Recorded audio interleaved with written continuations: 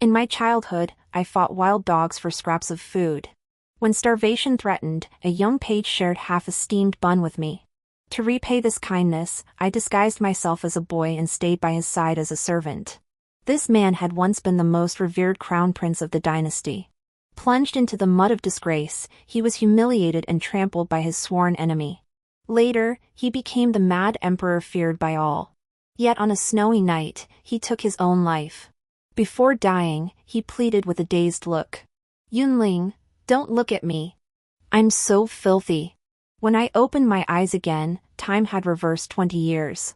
The imperial tutor harbored wolfish ambitions, the general watched with predatory eyes, and the imperial brother plotted treachery. Only the young prince remained innocent and pure, utterly unaware. This lifetime, I have come solely to protect him. Your Majesty has so many guests of honor. I wonder if you still remember me. Before the words faded, another head rolled onto the floor. I've heard many such vile remarks today. Wiping the blood from my blade, I pursed my lips and looked up at Shaoqi seated on the high dais. He was cloaked in raven-black robes, his countenance as cold as snow. Tired of chopping? Our eyes met, his expression serene. As if the one being insulted wasn't him. I waved my hand dismissively. The next to be dragged into the golden hall was the deposed emperor. He was once Shaoqi's most cherished younger brother. Yet he betrayed him, humiliated him, trampled him underfoot. Xiaozhe was forced to kneel, grinning as he tilted his head upward. My royal brother carries out executions with such pomp and circumstance. I'm sure by tomorrow, your reputation for debauchery will have spread throughout the capital. My blade pressed against his throat. Shut your mouth. Xiaozhe burst into laughter, his eyes brimming with undisguised malice. The master hasn't spoken yet. Why are you, this dog, getting so worked up? What? Are you also one of His Majesty's intimate guests? The veins on my temples throbbed violently. I raised my hand, intent on gouging out this man's treacherous eyes first. A hand patted my shoulder. Shaoqi had descended from the high platform unnoticed. He lifted his eyelids, his tone icy. I shall personally flay you 1,000 times. Xiaozhe licked his lips, savoring the taste. My royal brother truly wields the blade of beauty, each stroke slicing at my life, but compared to royal brother, I still prefer calling you Phoenix Feather. I stared at him, enunciating each word. Before that, I'll cut out your tongue first. Rain fell in the dead of night. When I returned, the bloodstains on the jade steps remained vivid. They simply wouldn't wash away. Lamps burned within the hall. I peeled back a corner of the window paper to peek inside. Shaoqi sensed something, lifted his gaze, and caught me red-handed. I entered the hall, obediently lowering my head. I tossed him into the slums and rounded up dozens of beggars. I swear he won't die. Really. Tomorrow I'll bring him back for your Majesty to execute. He absolutely cannot die so easily. His voice grew lower and lower. After a long while, I heard a sigh. He asked, "Then why are you crying?" I raised my eyebrows in a daze, tears falling uncontrollably. In the candlelight, his cheeks were gaunt, devoid of any color. He had endured humiliation and hardship for 10 years. Now, his body was riddled with illness, nearly spent. Among all the vile words spoken in the Golden Hall, only one was true. After today, Shaoqi's past would spread throughout the capital. Everyone would know that in the Spring Breeze Pavilion, there once lived a young courtesan named Fengling. He was the former crown prince, now the new emperor. The scandalous name Fengling was deliberately given to humiliate him by Xiaozhe. At Shaoqi's 100-day celebration, an immortal happened to pass by. He declared the boy possessed a golden essence and jade-like features, his nobility beyond measure. He even gave him a childhood name, Phoenix. Shaoqi's life was meant to unfold thus. He was destined to be the most radiant, proud little phoenix in the capital. Until the year he turned 17. His younger brother, conspiring with his teacher and closest friend, shattered his wings. They schemed to have him deposed, then forged medical records falsely declaring him dead. They imprisoned him outside the palace, subjecting him to humiliation. That year, I was 10 when I first saw Fengling. On New Year's Eve, heavy snow fell, leaving not even wild grass to eat. The Spring Breeze Pavilion was decked with lanterns and decorations. I sat against the wall, waiting to die. The scent wafting from inside twisted my stomach into knots. Just as I closed my eyes, something hard smacked against my head. Starvation left me too weak to curse. I reached out and found it was half a cold steamed bun. Fearing it would be snatched away, I wolfed it down. Heaven, is there more? Kneeling on the ground, I pressed my palms together and bowed reverently. That's all there is. A hoarse voice echoed from above. I looked up at the sound and nearly froze. In the depths of winter, the boy wore thin clothes. He calmly held the other half of the steamed bun. Then, that half hit me on the head. He was like a Buddha statue sunk in mud, struggling to save himself, yet miraculously filling my stomach with a whole bun. What was I thinking back then? The little Buddha looked like he was about to die. But he saved me from starvation. So I should repay him somehow. His arms were covered in bruises, like he'd been bullied. I'd been wandering since childhood, fighting fiercer than any dog. I thought I could protect him. And I did. Time rolled on, and 10 years passed in a flash. Now everyone in the palace knows. The new emperor is a madman. By his side, he keeps a rabid dog. For Yunling. Yunling. Xiaoqi always awoke in thunderstorm nights. I held the candle, hastily lifting the curtain. Your Majesty, I am here. The candle flickered. Xiaoqi's face was deathly pale, cold sweat beading on his forehead. I clasped his hand, cold, devoid of warmth. Your Majesty, Yunling is here. It's all right now, Your Majesty. I'm here. Xiaoqi's breathing gradually steadied.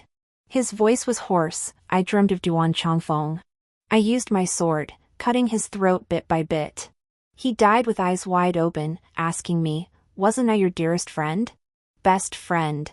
Ha, ha ha ha. He nearly laughed until tears streamed down his face. I gently patted his shoulder. Your Majesty has forgotten, the Duan clan was executed to the last man long ago. That traitor Duan was torn limb from limb. His head was displayed in the Eastern market as a warning to others. All 370 accomplices and implicated parties were executed. Good. Very good. Xiaoqi chuckled softly. He coughed up blood, his expression mad. I demand they all be executed. I steadied his tottering frame. He felt as light as a drifting cloud. Yunling, I swear undying loyalty to your Majesty. 5. To celebrate the new emperor's accession, the southern Zhao kingdom presented several camellia trees, known as Palace Illuminating Crimson. They bloomed in the snow, their fiery hues radiant and passionate. Along with the trees came the fugitive Grand Tutor, Gu Yan. He had once been the teacher Xiaoqi respected most. I didn't know what he and Xiaoqi discussed. I only knew that after Gu Yan was escorted back to the imperial dungeon by guards, Xiaoqi sat alone in the hall for a very long time. So long that night fell, and he covered his face, laughing aloud in the darkness. He never shed tears. This expression might have been weeping. I approached quietly, letting him tug at my sleeve. A compassionate vessel in the sea of suffering. Unable to grasp the capricious hand of fate, he could only cling to the soft sleeve hanging before him. He was a lone boat adrift, my sleeve was his mooring rope, meant to pull him to shore. Ah Ling. His eyes were lowered, his expression hidden in the shadows, indistinct. I want steamed buns. I said, I'll order the imperial kitchen to prepare them. I want the ones from Spring Breeze Pavilion. Your Majesty, I want them now. He stared at me intently, his gaze carrying a hint of pleading. I remained silent for a long moment. Yes. Clutching several steamed buns, I finally crossed the last palace gate. Just then, a young eunuch from the Palace of Eternal Peace rushed over in panic. Aunt Yunling, His Majesty is in trouble. 6 in the snowy night, crimson light filled my vision, the Dianhong bloomed brilliantly. My eyes turned slowly. I saw the man who had whined for steamed buns half an hour ago. A dagger pierced Xiaoqi's chest. Blood soaked the deep snow, like a cold, sinister flame. It was the grandest crimson blossom amidst the snow. I knelt, trembling as I reached out. But suddenly, I met those dazzling eyes. "Don't look at me," he murmured, as if begging. "It's dirty." More blood surged from his throat, soaking my front. I asked blankly, "Are you dying?" He smiled foolishly, "Aling, aren't you happy for me?" Yes. Since he was 17, he had lived only for vengeance. Now that his greatest enemy was dead, nothing in this world could hold him back. Something cold fell onto my wrist. It was the first time I'd ever seen his tears. He hadn't cried when humiliated at Spring Breeze Pavilion. He hadn't cried when ravaged by illness, when life felt worse than death. But before dying, a single tear fell. He said, "This has been my happiest day in 10 years. It was a tear of overwhelming joy. Before his last breath, I heard him murmur something. It was faint, yet I heard it clearly. "Ah Ling, everyone is so cruel. But why, were you so kind?" I closed his eyes, which he had refused to shut even in death. Tears fell uncontrollably. "You were the only one who ever gave me a steamed bun." Truthfully, it wasn't just one steamed bun. You gave me so much. I never told Xiaoqi. In my past life, I lived to be 10, and he played an indispensable role. The Crown Prince, compassionate and benevolent, set up a stall outside Guangji Gate every 16th day of the month to distribute porridge. That was the day I looked forward to most each month. I didn't have to beg or fight for food, I could eat my fill. Therefore, my reverence for the Crown Prince far surpassed that for gods and Buddhas. The gods demanded offerings, but the Crown Prince generously fed me until I was full. He was my deity. Then one day, the soup stall vanished. Only then did I learn the Crown Prince had died. I traded half a steamed bun with other beggars for half a white candle. I had no money to light an offering lamp for him at the temple. All I could do was light half a candle for him, to illuminate a little of his path through reincarnation. When the candle burned out, I resumed begging, scavenging, and wandering. Until a snowy night when starvation threatened. A half bun fell from the sky, striking my head. Like the wheel of fate turning. I looked up, the gods gazed down. Divine favor descended upon my life once more, rescuing me from the brink of ruin for the umpteenth time. 7 blinding crimson and stark white swirled before my eyes, a mottled chaos. In the snowy night, palace bells tolled in unison, the sound of great mourning. My body grew numb with cold. Gradually, I could neither see nor hear. The tangible presence of my life faded away with the person in my arms. In a daze, I thought I heard someone cursing. Where did this woman fall from? Protect His Highness! An assassin! Someone is attempting to kill the Crown Prince. The world spun violently as I fell to my knees in disarray. The clatter of footsteps echoed incessantly. Guards brandished spears, encircling me. Amidst the flashes of blades, I could only see those clear eyes. The young prince, no more than 10, tilted his head. His eyes brimmed with wonder. "Why? Did you fall from the sky? Are you the divine being Mother spoke of?" Fighting back tears, I whispered softly. "Yes. I came for your highness." 8. I needed an identity. One that would allow me to remain in the palace, to stay by Xiaoqi's side. The year was the 12th of the Zhaoning era. That year, the capital city saw no rain for 3 months, and thousands of acres of crops on the outskirts nearly withered to death. I recall this drought did not last long. So I volunteered to perform a rain-invoking ritual. I prayed atop a high platform. At the 3rd watch of the night, a torrential downpour poured down. The emperor was overjoyed, honoring me as a divine maiden and keeping me in the palace to attend him. Recalling events from my past life, I foretold several future occurrences. This propelled me to become the emperor's most favored confidant. Emerging from the imperial study one day, I happened upon Grand Tutor Guyen arriving for a council meeting. As we passed each other, he rebuked me. "Superstitious nonsense." I raised an eyebrow slightly. "How can you be so sure it isn't real, Grand Tutor?" Guyen sneered coldly. "Ghosts and gods are nothing but nonsense. Goddess, you'd best not give me any grounds to expose you." I let out a mocking laugh, my eyes turning icy. "Is that so? Then the Grand Tutor had best keep his conscience clear and refrain from doing evil. Otherwise, beware of vengeful spirits coming to claim your life. In a past life, Gu Yan forged a handwritten letter and colluded with Duan Changfeng, who had just returned from the frontier, to falsely accuse His Highness of treason. This enraged the emperor, who stripped His Highness of his position as crown prince. Everything Gu Yan did paved the way for Xiaozhe. Xiaozhe's birth mother was a beauty presented by the southern Zhao kingdom. As a youth, Gu Yan had resided in southern Zhao and encountered her on several occasions. He had longed for her, never able to forget her. The moment he first laid eyes on Xiaozhe, he recognized those eyes, so strikingly similar to the eyes of the woman from his past. He would sacrifice everything for those eyes. He would push that child, who adored and revered him with all his heart, into an abyss of eternal damnation. And I? I am the vengeful specter crawling from that abyss, haunting souls to claim their due. I will never let him off the hook. 9. After so long reborn, I finally realized, a single tear shed by Xiaoqi in my past life had transformed into the vermilion birthmark on my wrist. I stood stunned for a long while. Until a clear, childish voice pulled me back to reality. Goddess, how come you can make it rain? I looked down, meeting a pair of eyes as clear as black and white. In the days since my rebirth, I'd been busy gaining the Emperor's trust. Busy plotting my revenge. And I'd neglected the most important little prince.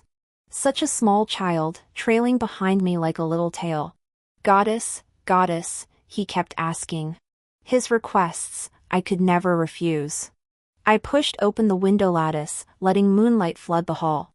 Did you hear that, young prince? Xiaoqi froze. The wind? Yes. I smiled. And it's the east wind. So tomorrow will be fine weather. A single falling leaf foretells the coming autumn. How does a beggar child, sleeping rough and eating in the wind, know when thunder approaches, how to avoid the storm? It all depended on these things. The radiance of the sun, the direction of the wind, the unfurling of the clouds. Xiaoqi grasped it instantly. He looked deep in thought. Before that rain, what did the divine maiden see? A sun halo, I told him softly. That's why I dared to predict rain at the third watch. Having received his answer, Xiaoqi stared at me steadily for a long time. So long that a vague unease began to stir within me. I bit my lip, trying not to show it. Would he think I was a liar? But then I heard him say, crisply, Goddess, I feel as though I've seen you before. As if we've met somewhere. The candlestick in my hand nearly slipped from my grasp. Is that so? My smile felt forced. Better he thought I was a liar. I'd rather he never remembered those things again. I'd rather he had never seen me at all. Xiaoqi nodded earnestly, then frowned in slight distress. But I cannot recall. I crouched down, intending to touch his head. My hand paused midway, suddenly aware of the presumption. Instead, I gently smoothed his robe. I whispered softly, perhaps in a dream. Where, though? His Highness is gentle and compassionate.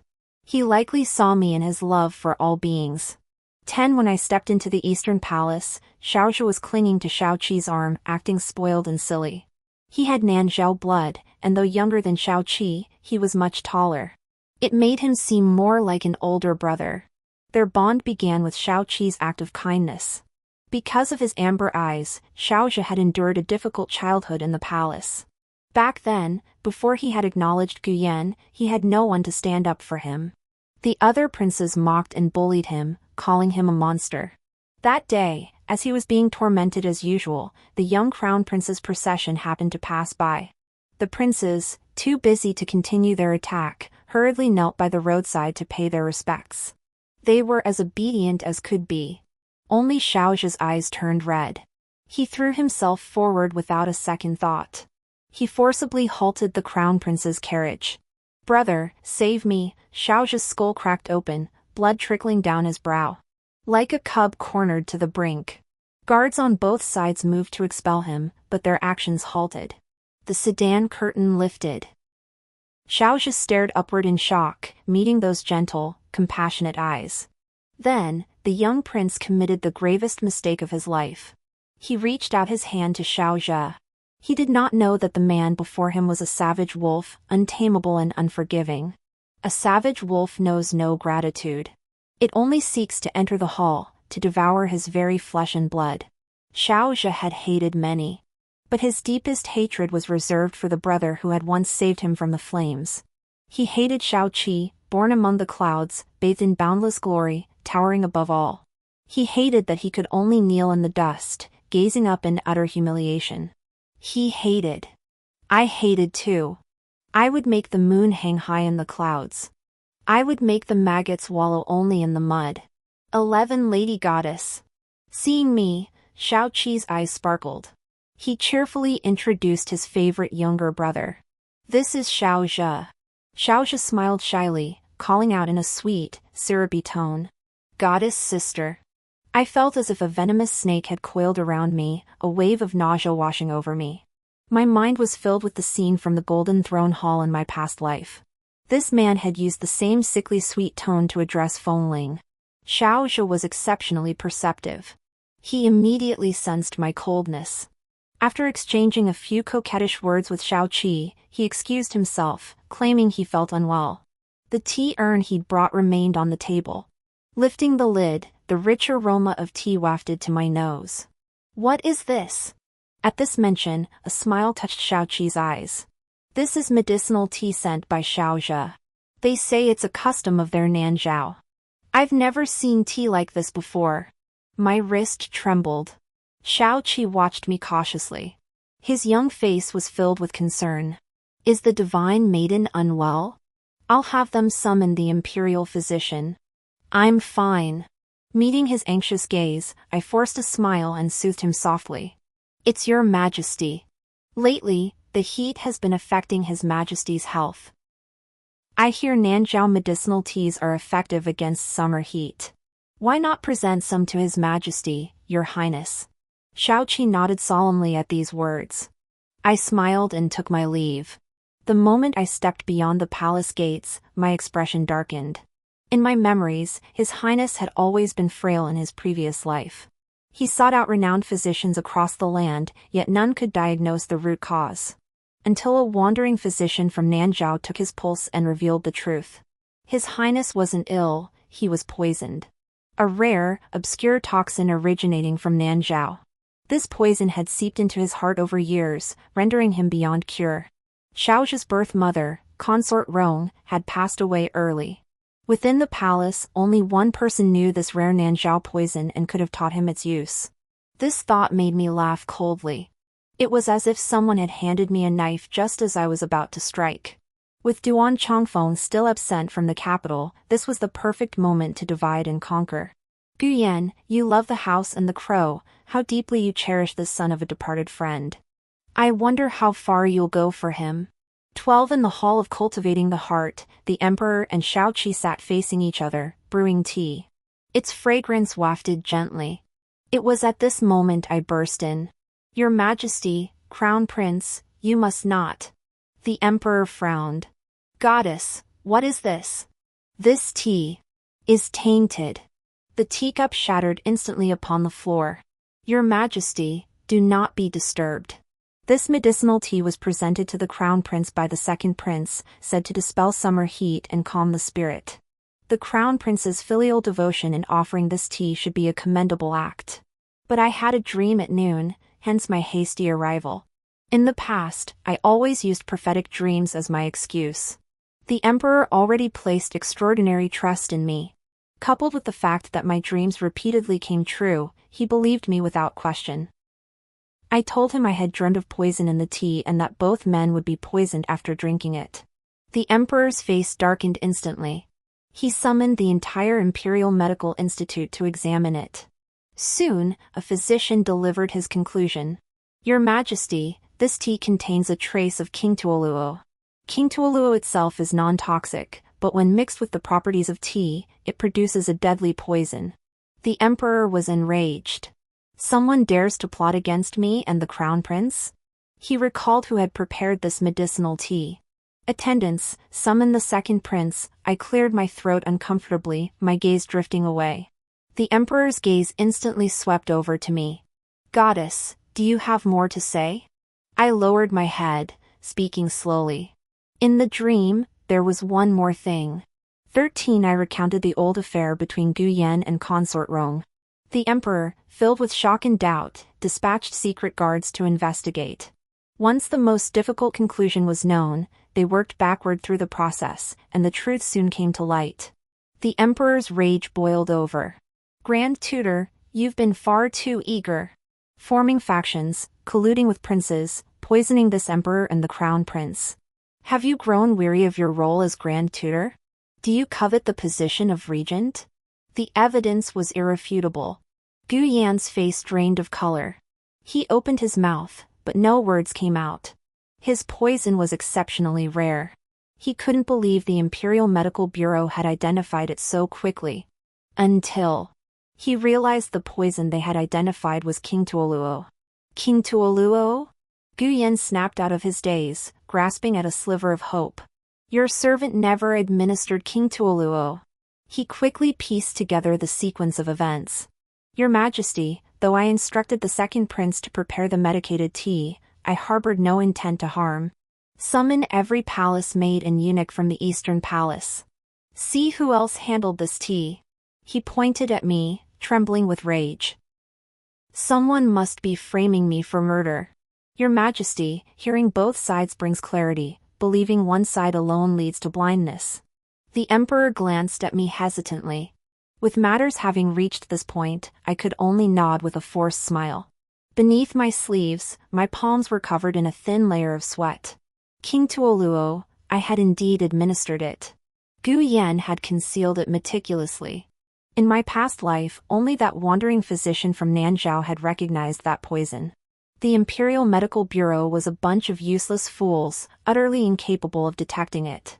But I had no time left. In this vast sea of people, where could I possibly find a mere wandering physician? Still, as long as the poisoning was confirmed, did the specific poison even matter? I had to try. For the chance to bring down both the Grand Tutor and the second prince, I would take that risk. That night, I had been meticulous. Yet, despite my utmost caution, one person witnessed it. That person was Yan Yu, the senior palace maid assigned to Shaoqi by the Empress. At this moment, the entire Eastern Palace entourage was being brought before the throne. In recent days, have any of you seen anyone enter the Eastern Palace? My gaze met Yan Yu's in midair. She averted her eyes. Indeed, one person. This servant dares not conceal it. Gu Yan pressed impatiently. Who? Yan Yu lifted her gaze. Grand Tutor Gu Yan. 14. Both witness and evidence were present. Gu Yan had no defense, yet he still desperately tried to absolve the second prince. His concern clouded his judgment.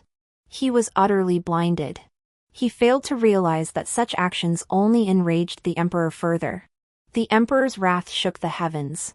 Gu Yan was treated as a traitor, stripped of his office, imprisoned, and sentenced to execution in autumn. The night before his execution, I visited him in the imperial dungeon. These days, he had come to understand what had truly transpired. Hearing footsteps, he lifted his head, his expression cold and grim. Killing two birds with one stone, a clever move. I sneered. It pales in comparison to the Grand Tutor's cunning. Gu Yan seethed, his eyes blazing as if he could tear me apart. Why this relentless targeting?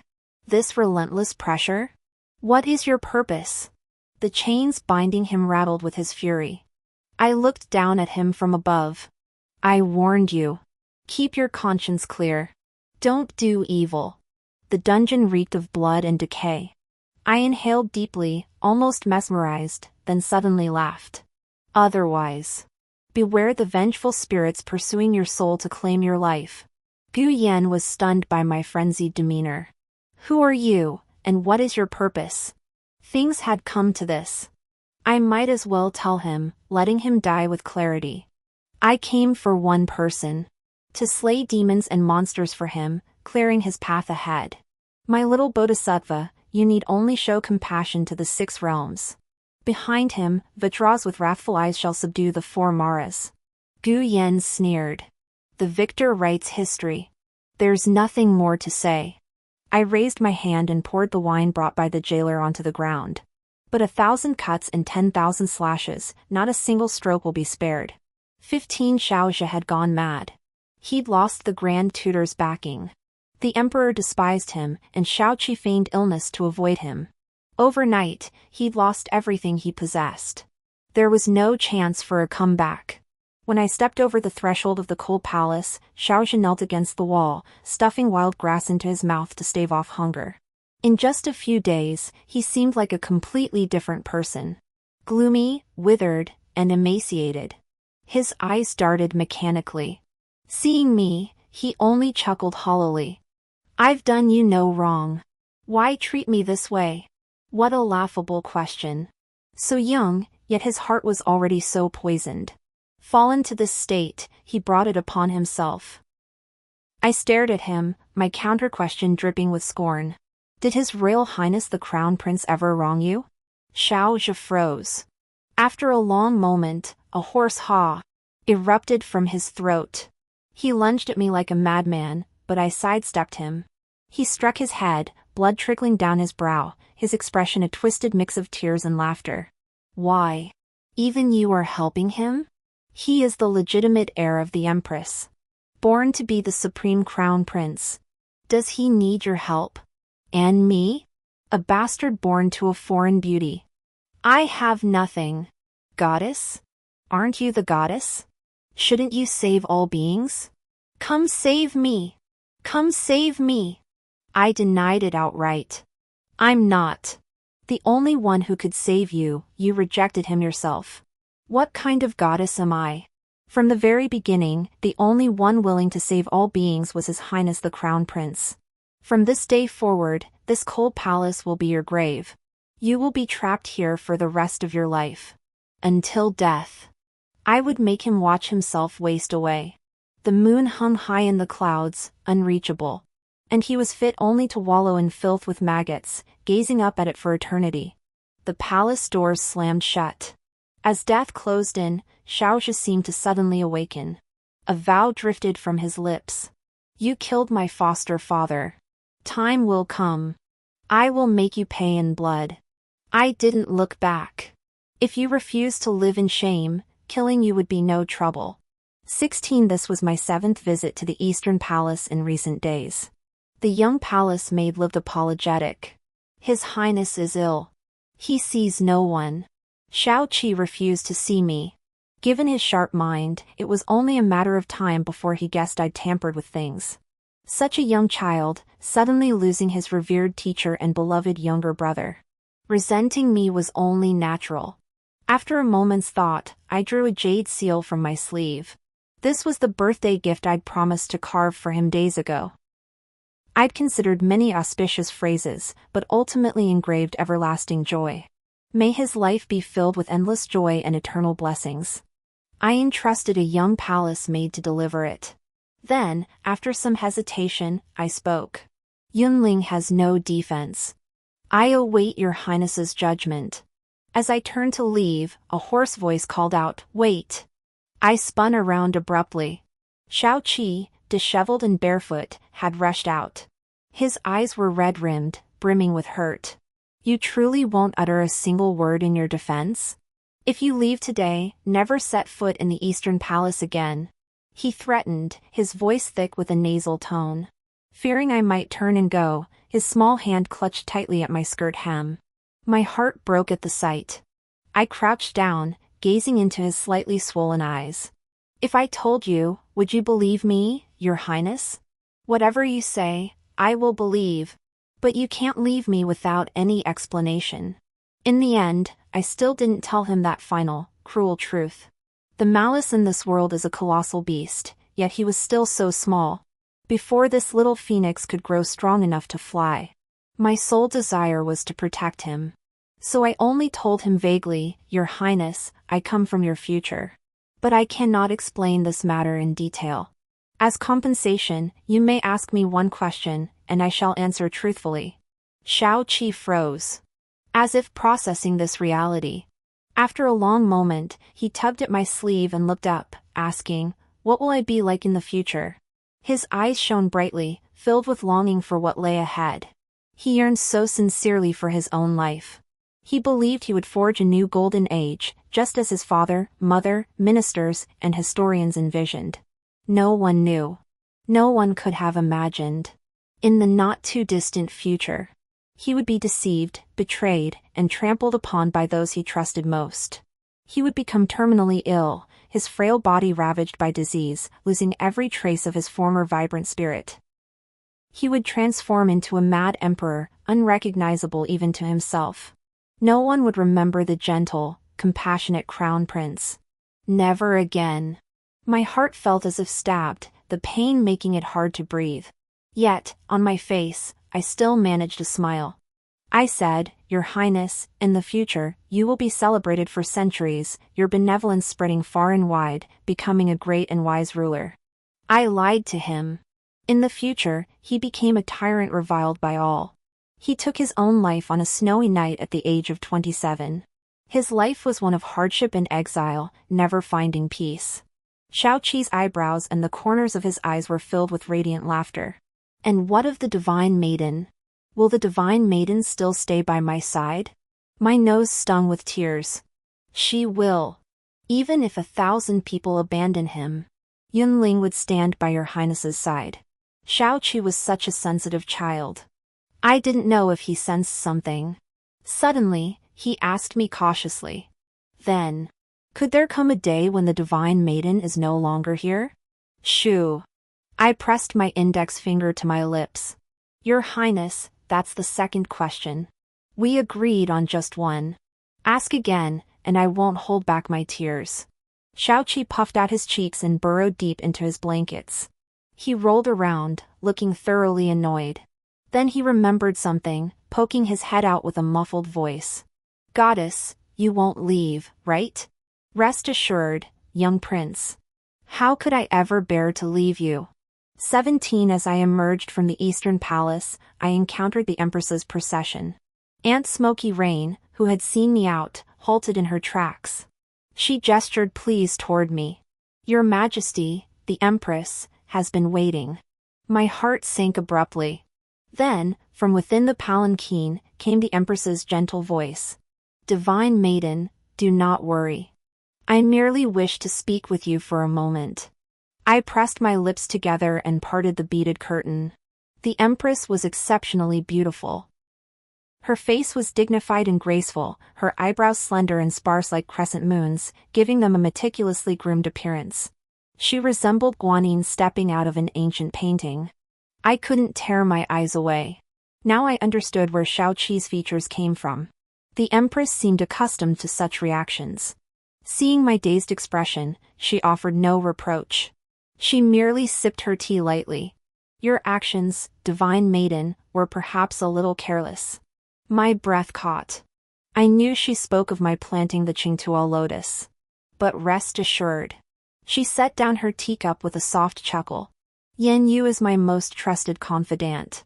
No one else will ever know what happened that night. My mouth opened, but no words came. Suddenly, I didn't know what to say. After a long moment, I could only manage. Why? Because I trust you. The Empress lowered her gaze, admiring the gleaming golden armor. 10 years ago, I saw you. You once saved the life of my little phoenix. What? My eyes widened abruptly. How could this be possible? The Empress's expression remained serene. Doubt is unnecessary. I possess a photographic memory. Therefore, I trust you. Her next words carried a hidden meaning. This time, I came to clean up the mess for the Divine Maiden. Next time, you'd better be careful. Before I could ask more, the Empress smiled softly. I am weary. Yan Yu, see our guest out. 18 Within the palace stood the star-gathering pavilion. It was said the current imperial sage was the wisest and most enlightened being in the world. Yet his temper was eccentric, he dared to confront even the emperor, falling out of favor. After a long interval, the star-gathering pavilion's door was knocked upon once more. Thick dust choked me into a fit of coughing. After a moment, the haze gradually dispersed, and my vision cleared. I saw a young, handsome monk. His features were like a painting, with pearly teeth and crimson lips. He chanted a Buddhist invocation. "This monk is Mia-ofa."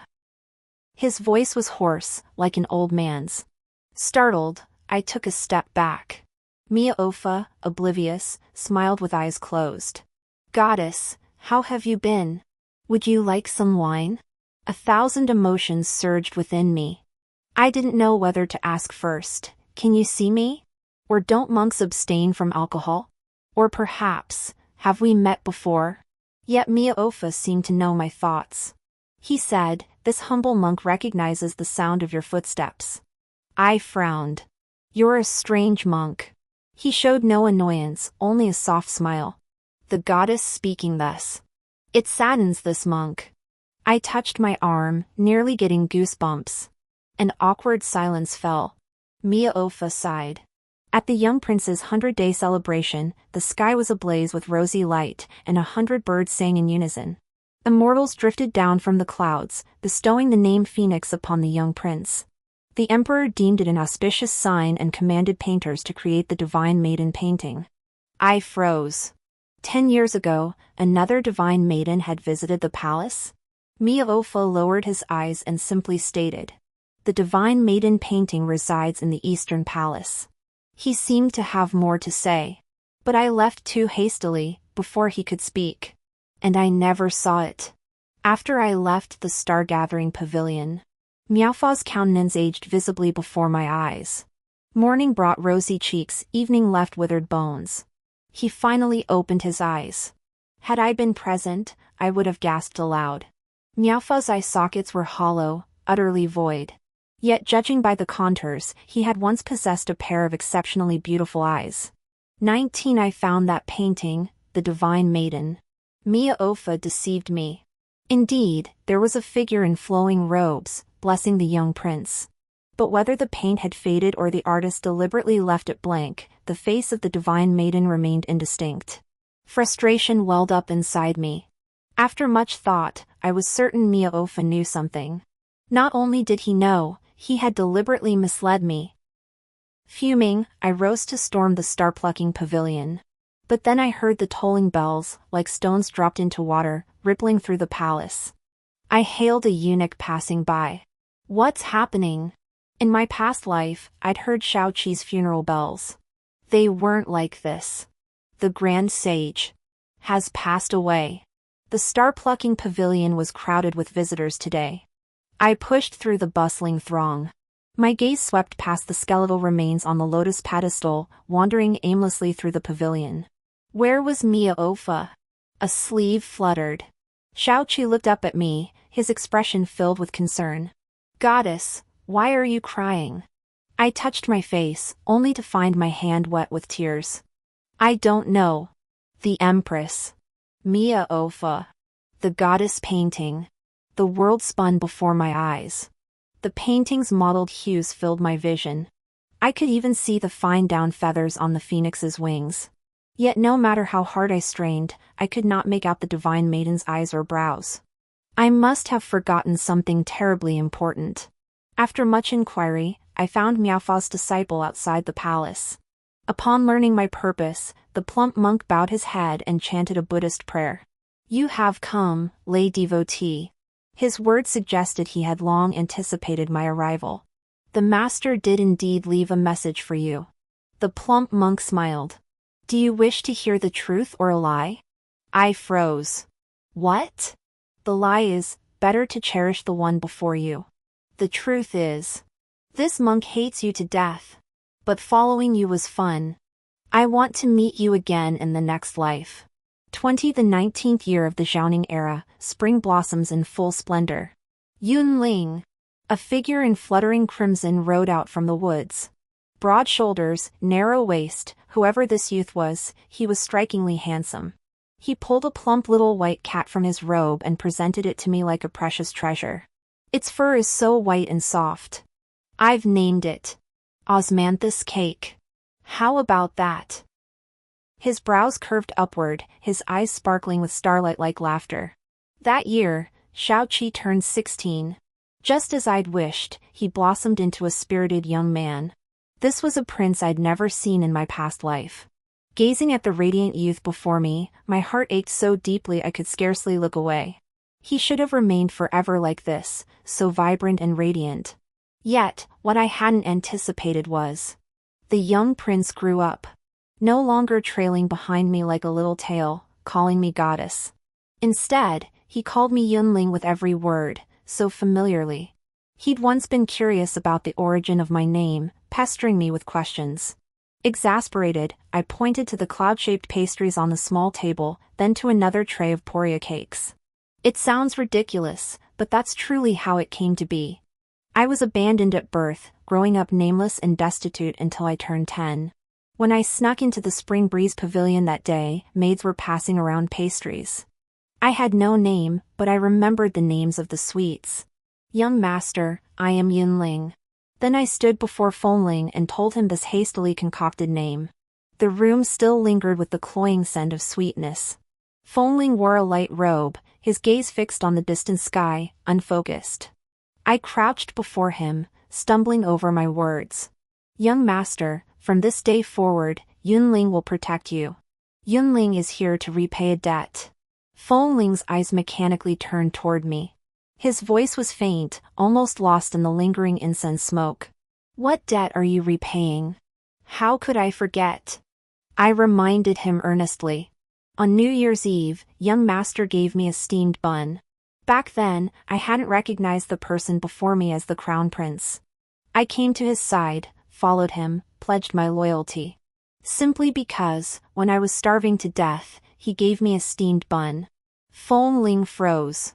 Throughout his life, he had shown countless acts of kindness. He diligently fulfilled his role as a benevolent heir apparent. Yet in the end, all had abandoned him. Only a little beggar remembered the steamed bun he'd given in passing.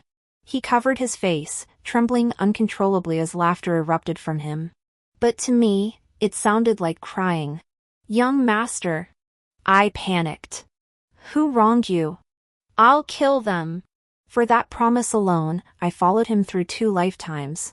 Never once daring to forget. 21 The osmanthus cake Xiaoqi had picked up grew larger and larger. Until one day, as I watched the black stripes gradually appearing on its body, I fell deep in thought. The cake shook its massive head, its round ears nudging me. Meow. I stroked its thick, meaty paws and glanced at Xiaoqi beside me. This is the cat your highness picked up? Xiaoqi gave a light cough, struggling to suppress his laughter. Ah Ling, how come you only notice now? His highness has turned bad. Fuming, I made a move to pinch Xiaoqi's ear. He seized my wrist, his eyes crinkling in a pleading smile. I'm sorry, your highness. I know I'm wrong. Amidst our playful scuffle, a clear cough sounded before us. Smoky rain lowered her brows. Your highness, Miss Qin's carriage awaits outside the palace gates. The crown prince had reached the age for selecting a consort. The empress had scrutinized noble maidens in the capital time and again, finally settling on Qin Wan, the granddaughter of the old duke. Both families sought to arrange the match, choosing tonight's Lantern Festival night market for the pair to stroll together. Xiaoqi frowned. Didn't I say I wouldn't go? I wriggled free from Xiaoqi's grasp and flashed a smile. Your highness, please go. Don't keep Miss Qin waiting too long. Yan Yu also urged, Your highness, if you delay any longer, Her Majesty the Empress will blame the servant. Xiaoqi was escorted out of the palace gates. Several times he tried to turn back, but was blocked by the anxious palace maids and eunuchs. He grew farther and farther away. I could barely make him out in the crowd. Until a damp, prickly sensation touched my palm. The osmanthus cake was licking my hand. I lowered my gaze to the vermilion birthmark on my wrist. Ever since bringing down the Grand Tutor in Shaoxia, this mark had faded from its former intensity. This cinnabar mole brought me into this life. Perhaps when it fades, I too will be forced to depart. Returning to that snowy night when I lost Xiaoqi forever. I mustn't dwell on it. All I know is I must deal with someone swiftly. These days, a major event has unfolded in the court. The Northern Frontier Army returns victorious, and young Marquis Duan will arrive in the capital shortly. 22 In my past life, His Highness regarded Duan Changfeng as a dear friend. Yet Duan Changfeng falsified evidence for Gu Yan, slandering His Highness for exchanging letters with him and plotting rebellion. All he did stemmed from his intolerance of His Highness's gentle and compassionate demeanor. Thus he schemed relentlessly to bring down the high mountain flower from his pedestal. He demanded the prince's gaze be fixed solely upon him, leaving no room for others, to satisfy his twisted possessiveness.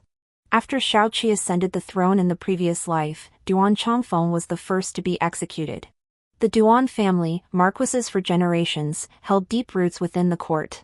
Now, without the Grand Tutor and Shaoqi to act as their inside collaborators, and after Miafa's passing, I succeeded as the imperial preceptor, cultivating my own power within the palace.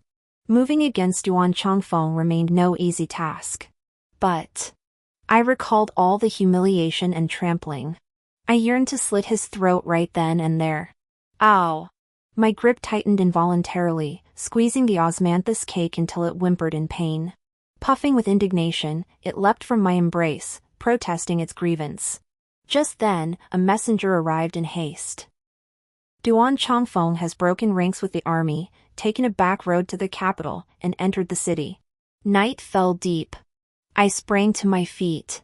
Duan Changfeng had returned alone, without guards. And he'd snuck back. The opportunity had arrived. 23 When I found Duan Changfeng in the night market, he was harassing a girl, snatching her lantern and refusing to give it back. My palm gripping the dagger grew slightly sweaty. I took a deep breath. Yunling. I warned myself. If tonight's plan succeeds, His Highness will have no more worries. My time is running out.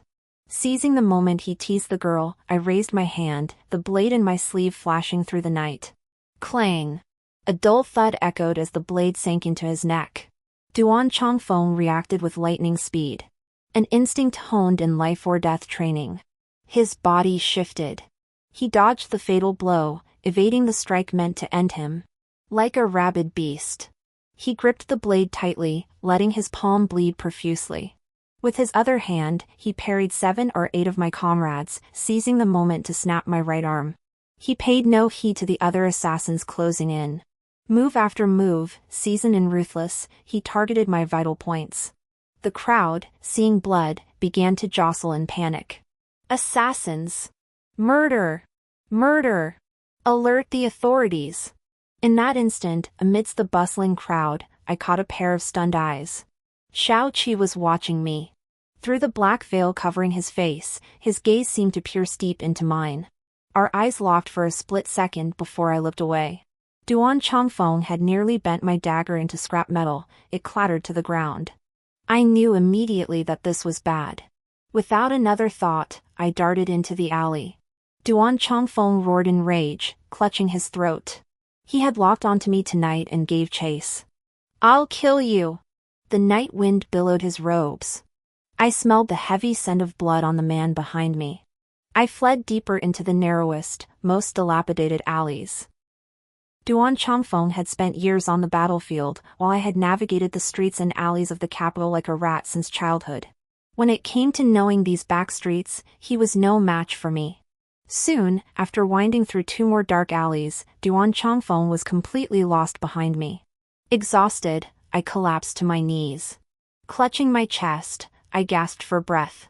The fabric at my lower abdomen was soaked through with blood. The assassination had failed. I'd lost a hand, and a gaping wound gushed blood. Duan Changfeng's vigilance had surpassed my expectations. This time, I'd underestimated him. From afar, flickering torches grew closer. The sound of many footsteps mingled in the night. The authorities were in pursuit. I staggered to my feet. Just as I took a step forward, a cold voice cut through the darkness. This man had chased me all the way without even catching his breath. Stop. My body froze. Ignoring the pain, I sprinted away. Yunling, you dare? Shaoqi gritted his teeth. If you dare run, I'll break your legs the moment I return. I mean every word. I thought, it's over. Just when I'd done something naughty, I got caught red-handed. His Highness was genuinely furious this time. He wouldn't really drag me back and execute me on the spot, would he? I pretended to be weak, clutching my lower abdomen. I staggered a few steps toward Shao-Chi. Your Highness, it hurts so much. Timing my move perfectly, I suddenly collapsed onto him. Shao-Chi instinctively caught me. His hand was covered in blood, and panic seized him. Yunling? I inhaled the deep, elegant palace perfume lingering on his clothes. I pretended to faint. His Highness, pitying the weak, would surely take me back to the palace for treatment first before questioning me. As for Duan Chongfeng, he hadn't slipped up yet. Killing him requires careful planning. 24 Duan Chongfeng, utterly humiliated, stomped his feet in rage. He raved that once the assassin was caught, he'd have him dismembered 1,000 times over. Chi, did we see a ghost or what? The entire city was under martial law that night. The whole capital was turned upside down. And still, the assassin slipped away. Seeing Shao-Chi ignore him, Duan Chongfeng wailed, "Ouch, ouch."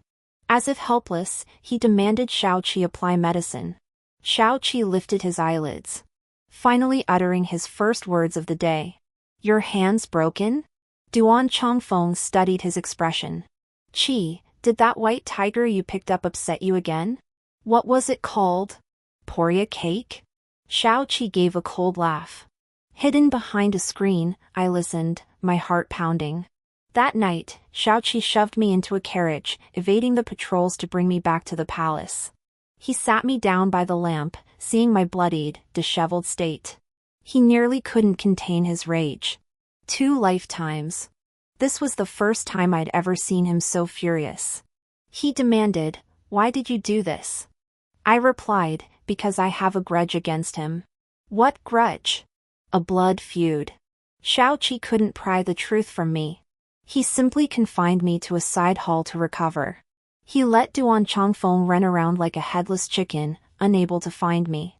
I couldn't fathom what Shao-Chi was thinking either. The moment Duan Chongfeng left, I emerged from behind the screen. Your Highness. I cleared my throat nervously. Unfinished business awaits at the star-plucking pavilion. I should return. Before Shao-Chi could speak, I turned and slipped away. Yunling, you dare? That line again. I sighed inwardly. Your Highness, there's little I won't dare. My courage, in truth, surpasses your expectations. Yet I obediently halted my steps. Crimson sleeves fell before me. Your Highness. I lifted my gaze to meet his, enunciating each word deliberately. You cannot stop me. Duan Chongfeng, I must kill him. Seeing my righteous defiance, Shao-Chi's anger flared. The Duan family holds the marquis title for generations. Their merits overshadow the sovereign. Duan Chongfeng is the sole heir of the old marquis. Attempting assassination in public? Have you no regard for your life? If captured, how many heads would suffice for the executioner? So he feared my capture. I replied earnestly, Your Highness, rest assured. If apprehended, I shall disfigure myself. I will never bring shame upon the Eastern Palace. You. Shao-Chi was thoroughly flustered. That's not what I meant. I furrowed my brow slightly. Then what did he mean? Shao-Chi stared at me for a long moment. Finally, he conceded. I was just worried. These past days, I keep reliving that night. His voice trembled, suddenly becoming barely audible. Had I arrived but a moment later, would I still have seen you? The entire city was under martial law. Soldiers sealed off every street and alley, hunting us down like fish in a barrel. Could I truly escape? The prince, who had always charged forward without hesitation, now trembled with lingering fear. So, he didn't blame me for killing his friend. I lowered my head, unable to meet his gaze. Yunling promises Your Highness never to take such risks again. It was all my recklessness. Your Highness, please do not grieve. 25 summer gave way to autumn. My wounds had largely healed. The assassination attempt on Duan Chongfeng, with the assassin never caught, was eventually swept under the rug. Before long, it was time for the autumn hunt at White Egret Mountain. Shao-Chi, clad in black hunting attire, shot an arrow straight into the bullseye, claiming first place. Cheers filled the hall as Qin smiled and offered him a handkerchief. "Your Highness, wipe your sweat and rest a while." The Empress had specifically instructed her to attend this hunt. Even their encampment was set up right next to Shaoqi's. Shaoqi politely declined, drawing an old, worn silk handkerchief from his sleeve. I stared at that handkerchief, finding it strangely familiar. Qin recognized the pattern embroidered upon it. Her tense expression suddenly relaxed. "The rooster on this handkerchief was embroidered by your Highness yourself, wasn't it? Does your Highness still like this design? In due time, this humble maiden shall embroider another for your Highness." Shaoqi's eye twitched. He muttered, "This is a phoenix." I closed my eyes in despair. This handkerchief was a birthday gift Shaoqi had pestered me for years ago. I was quite skilled at murder and robbery. But when it came to embroidery, my work was crooked and hideously ugly. Seeing the awkward silence descend, I cleared my throat, about to smooth things over. Suddenly, a flippant voice chimed in from the side. "Never mind His Highness, he's just hopelessly clueless. If His Highness won't accept it, perhaps Miss Qin could give it to me?" Duan Chongfeng stood arms crossed, having watched for who knows how long. His gaze swept over us with a playful smile. "The divine maiden's hands are so deft, has she ever done needlework for His Highness?" Qin chuckled softly at this. "Young Marquis, please be careful with your words. How could the divine maiden ever be involved in such mundane matters?" Duan Chongfeng's smile was ambiguous. "I only hope the divine maiden truly remains untouched by worldly dust. Otherwise, would she not be deceiving the world, stealing fame, and misleading the masses?" The visitor meant no good. His words held hidden meanings. Shaoqi frowned and interrupted. "The divine maiden was personally chosen by His Majesty the Emperor. How dare you speak of her so lightly?" I met Duan Chongfeng's gaze. I saw the mockery and derision within it. "What does the young Marquis wish to say?" Duan Chongfeng laughed. "Since the divine maiden can observe celestial phenomena at night, her eyesight must be exceptional. 100 steps shot through a willow target should be no challenge. Would you dare compete with me in archery?"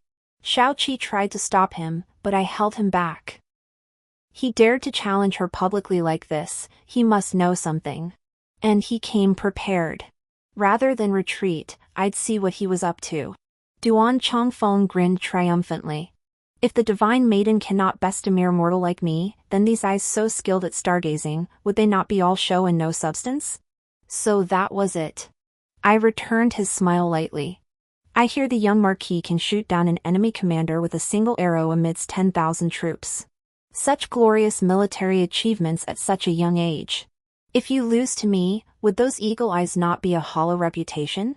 How much of those glorious victories are truth, and how much are false?" Duan Chongfeng's face instantly turned ashen. "Is the goddess so certain she can defeat me?" "No, I trust your Highness." I turned my gaze to Shaoqi, his expression as still as water. "I know nothing of archery. I beg your Highness to instruct me." 26. The youth's warm chest pressed against my back. His head rested on my shoulder as he adjusted my posture. "Keep your front shoulder firm." His hand guided mine to draw the bowstring. "Knock the arrow and draw back." His breath brushed my ear, tinged with hoarseness. The instant I released the arrow, I lifted my gaze to meet his earnest profile. This scene felt strangely familiar. In a past life, 1 year, His Highness taught me archery, using the exact same words. But back then, he was too ill to rise. Wrapped in a cloak, he sat not far off, guiding my stance and wrist flip. In my memory, I drew the bow with feigned expertise, releasing that very same arrow. For a moment, I was lost in a daze. A flash of silver, the arrowhead had already sunk into the bullseye. Shaoqi was still a boy at heart. Seeing my first shot hit so perfectly, he beamed with pride, his eyes sparkling with delight. He exclaimed joyfully, "You shot beautifully." In my memory, that arrow had been crooked and off target, not even hitting the board. His Highness chuckled. Laughing, he couldn't suppress a cough, tinged with a touch of sadness. "If only my health were better, I could teach you personally. But you shot very well." He lifted his gaze, his eyes gentle beyond measure. Ah Ling is my most gifted student. Back then, I always thought His Highness was just comforting me. What kind of talent is it to miss the target entirely? Later, I learned he hadn't lied to me. In his entire life, His Highness had only ever taught one person archery. As his sole student, I was naturally the most gifted, spanning past lives and present ones. Similar scenes. Identical words. Fighting back tears, I whispered softly. Because Your Highness taught me well. I wasn't the best student. But Your Highness was the best teacher. Duan Chongfeng watched coldly, fiddling with his heavy bow impatiently. His tone turned sarcastic. What? The divine maiden has already mastered archery? Don't blame me for bullying you if you lose later. Why don't you cast a divination for yourself? See what your odds are today? I remained non-committal. I've already cast mine. Duan Chongfeng froze. What? As he spoke, I had already selected my bow and turned to smile. 100%. To defeat you? More than enough. This was the archery His Highness had taught me. I would never lose. 27 Duan Chongfeng loaded arrows and drew his bow in one fluid motion. 3 white-feathered arrows struck the bullseye, one after another. The crowd cheered. Duan Chongfeng raised an eyebrow in disdain and gestured please toward me. I glanced at him. Then I placed 3 arrows on the string at once. Whispers rippled through the crowd. Even the young marquis shoots only 1 arrow per round. The divine maiden seems overly confident. At this rate, she might not even draw the bowstring. To me, this is nothing but self-sabotage. Duan Chongfeng folded his arms and sneered, overestimating her abilities. My gaze fixed on the distance, yet my mind lingered on His Highness's tender expression by the sickbed. He had said, "A Ling is my most gifted student." His Highness mastered the 6 arts, excelling especially in horsemanship and archery. In his youth, he slew a fierce tiger with a single arrow, becoming the most celebrated prodigy in the capital. I thought, Master, I have not dishonored your name. For those words, in my past life, I honed my archery to perfection. Though I couldn't slay a tiger, I could easily hit a willow leaf 100 paces away. I am no longer the little girl who once lost her arrows. The bow drew full. With a whistling sound, 3 white-feathered arrows left the string. One struck the bullseye, landing precisely between the 3 arrows Duan Chongfeng had placed there. Another hit a wild fruit on a distant tree, striking the red center without deviation. The last arrow whizzed past Duan Chongfeng's head, embedding itself into the tree trunk. Leaves rained down from the branches. Dead silence fell. Xiaoqi stared at me in astonishment. Duan Chongfeng's face darkened, yet he stubbornly persisted. The rules state the winner is whoever hits the target with the most arrows. Even if you hit my head, only 1 arrow remains on the target. What good does that do? I gave an ambiguous chuckle. The next moment, gasps erupted from the crowd. Duan Chongfeng looked up in shock. On the target, only my single arrow remained. The sheer force of that shot had knocked all 3 of Duan Chongfeng's arrows off the board. My gaze met Xiaoqi's, and I smiled softly. Young Marquis, you've been gracious. 28 The moonlight was clear and bright. By candlelight, I pondered how to embroider a more beautiful phoenix. An uninvited guest entered the tent. A gleaming blade flashed before my eyes. It slashed straight for my throat. Almost instinctively, I arched backward to evade. Turning in a flash, I stabbed with the dagger hidden in my sleeve. In the blink of an eye, we exchanged 7 or 8 blows. Until he pinned me against the edge of the bed. I pulled down the black cloth covering his face. It's you. Duan Chongfeng's thumb traced the corner of my eye. Miss Qin was right. It was you that night after all. Your divine grace, you've kept this young master searching high and low. Qin Wan? It dawned on me. That night, it wasn't just Xiaoqi who saw me. Qin Wan had followed behind. Had she not betrayed me, Duan Chongfeng would never have suspected me. The next moment, he grunted, forced backward.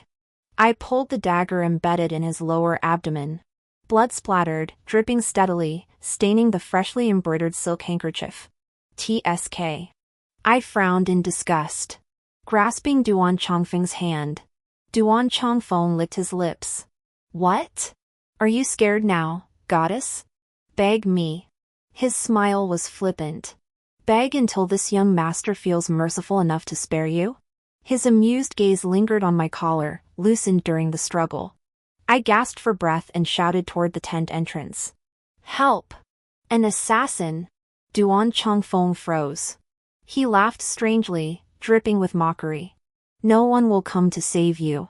He casually flung open the tent flap. Just as he said, not a single guard patrolling nearby was in sight. His Majesty was attacked. All the guards rushed to his aid. And who will come to save you? In a split second, my pupils contracted as I grasped the hidden meaning behind his words. You dare? He laughed, his ambition glaring in his eyes. Why wouldn't I? But I won't kill you yet. Aren't you the goddess? I eagerly await the day we tear you down from your pedestal. I frowned. We? Duan Chongfeng clicked his tongue. If he knew you'd forgotten him so easily, he'd likely be mad with rage. You've offended more than just me. 29 Rushing to the main tent, I finally grasped Duan Chongfeng's meaning. The emperor had been assassinated. At the critical moment, someone had thrown himself forward to block the blade. The second prince, Xiao Zhe. After years apart, he had matured into a young man. His features were deep and somber, all traces of his former innocence vanished. There was no time to bandage the wounds still bleeding. Tears streaming down his face, he confessed. These years in the cold palace, he had reflected day and night on his sins, filled with regret. For this autumn hunt, he had begged Duan Chongfeng to disguise him as a servant of the Duan household.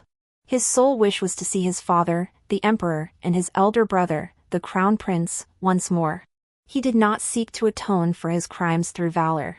He only begged his father not to refuse to see him. Blood soaked through his garments in large patches. It was a self-orchestrated ploy, a feigned injury. The emperor sighed. His eyes held only heartache. You were young back then. It was inevitable you'd be deceived by treacherous men. If your repentance is genuine, that is enough. Xiao Zhe thanked him.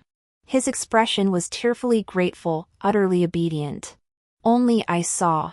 As he rose, he curved his lips toward my direction, his sharp canine teeth gleaming. Like a beast bearing its fangs. I saw clearly those sickly eyes. And I understood his lip-read words. Sister Goddess, how have you been? Xiao Qi beside me, however, blocked his gaze without a flicker of emotion. I lifted my eyes, meeting his accusing stare. I was a bit baffled. Xiao Qi said coolly, Tonight, you've been staring at him the moment you walked in. I was bewildered. Yes. Xiao Qi's expression shifted. His face darkened as he addressed Xiao Zhe coldly. The goddess is occupied. She does not receive visitors during her duties. If you wish to catch up, you may come to me. Xiao Zhe's smile was sickly sweet. Very well. 30 The relationship between Xiao Zhe and Duan Chongfeng wasn't as simple as I'd imagined. Perhaps they'd struck some kind of deal. Xiao Zhe now held no power or influence. What exactly did Duan Chongfeng see in him that he was willing to lend his support and form an alliance? Today marked the final day of the autumn hunt. It was unexpectedly calm. At that moment, Xiao Qi chased a wild fox into the forest. Ever since entering the mountains on the first day, he had been fixated on hunting a piece of soft fur. The number of guards by his side dwindled steadily. I pressed my lips together and spurred my horse to catch up. The moment we entered the woods, disaster struck. A cold, gleaming arrow shot out of the shadows without warning. Xiao Qi spun around just as the arrow whizzed past his shoulder. I had barely exhaled in relief when Xiao Qi's pupils suddenly contracted. A ling! Dozens of arrows rained down upon me. The first shot had been a feint. This time, they were targeting me. Leaves rustled as I spotted countless black-clad assassins concealed within the thickets. Gritting my teeth, I shouted, Your Highness, run. Xiao Qi said nothing, but raised his hand to fire 3 more arrows. The black-clad men ambushing behind me screamed and fell. Smoke bombs exploded in the air. In the chaos, Shao Qi and I were separated. Seeing these assassins were all after me, I darted deeper into the forest. The complex terrain might offer a sliver of hope. But ahead lay a sheer cliff edge. A familiar figure stood there. Duan Chongfeng had just stowed a wild badger into his saddlebag. Pursuers closed in behind him. I whipped my horse around, meeting Duan Chongfeng's stunned gaze. Terror etched his face. "What are you?" I decided to push Duan Chongfeng off the cliff edge with me. During the rapid descent, I clutched his collar tightly, pinning him beneath me, ensuring he hit the ground first. Duan Chongfeng frantically tried to pry my hands off. "You're insane." I bit down hard on the back of his hand. The pain made him release his grip. I figured, if I was going to die here today, taking one down with me wouldn't hurt. Not a bad deal. 31 below the cliff, tree branches lay tangled and twisted. Good news, I didn't die in the fall. Bad news, Duan Chongfeng didn't die either. This was our third day trapped at the bottom of the valley. Duan Chongfeng sat in the corner of the cave, his face bruised and swollen. Small branches had scratched his face. Noticing my gaze, he lifted his guarded eyes. "What do you want now?" Last night, while he slept, I pressed my clothes tightly over his mouth and nose. Failed. His struggle was too fierce, flinging me aside. So this morning, he'd been watching me like this. I sneered coldly. "You'd better sleep with your eyes open tonight." I touched my neck, where a bruise still lingered. It was left 2 days ago when he tried to strangle me. But he hadn't succeeded either. Hidden in my sleeve was a hairpin. I drove it deep into the back of his neck, forcing him to release his grip. These past days, he and I have been trying to kill each other. Duan Chongfeng scratched his head in irritation. "I told you, this assassin has nothing to do with me. It's that brat Xiaozhe who couldn't hold back and went after you." His expression didn't seem feigned. I asked casually, "Then what exactly did you see in Xiaozhe that made you want to ally with him?" "Because he's easy to manipulate." Duan Chongfeng smiled with ambiguous meaning. "A prince without power, what else can he do but cling to me?" In that instant, I was certain I saw this man's ambition. The Duan family's achievements overshadowed their sovereign. How could they be content merely as subjects? He sought to install a puppet emperor. But Xiaozhe wasn't so easily controlled. In my past life, after Xiaozhe seized power, he secretly divided the military generals. By the time Duan Chongfeng realized it, his military authority had dwindled to almost nothing. He fled in panic back to the northern frontier. The path of the prince's revenge in my previous life. The first step was settling accounts with Duan Chongfeng, whose power was the weakest. Sacrificing him to consecrate the banner. I gave no outward sign, merely stating, "The young marquis should be wary, puppets often turn on their masters." Duan Chongfeng sneered, "With him?" His confidence bordered on arrogance. I casually reminded him, "You truly knew nothing of the assassins he sent this time?" Xiaozhe had indeed been reckless this time. Even if he hated me, he shouldn't have attempted to kill me so brazenly at this moment. What Duan Chongfeng could never tolerate was acting without authorization. It seemed years in the cold palace had driven Xiaozhe mad. The man before me darkened in expression. I thought, "It's done." Once the seeds of discord were sown, they would soon grow into towering trees. I needed to drive a wedge between them. Then, divide and conquer. 32 The forest below the cliff was perpetually shrouded in thick fog. After several attempts to find my way, I ended up circling back to the cave entrance. This marked the 7th day I'd been trapped at the valley's bottom. "Don't waste your effort." Duan Chongfeng lifted his eyelids. "If you're so eager to die, let me strangle you and vent my fury."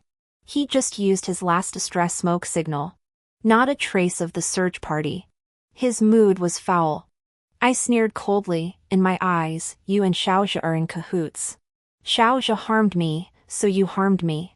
As for who I take revenge on, it makes no difference." Duan Chongfeng was furious. "You woman! How can you be so unreasonable?" My rage turned to laughter. "If you've got the guts, kill Xiaozhe, and I'll spare you." Duan Chongfeng seemed to seriously consider the proposal. Seriously? My expression was as innocent as could be. Naturally. Naturally was a lie. I would eliminate both of them. It was merely a matter of time.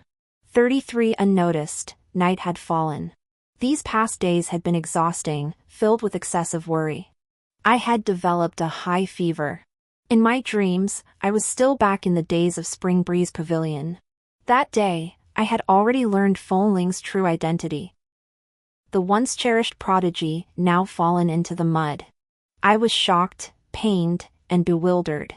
His Highness calmly lowered his eyes, his expression hidden in the light of the sky.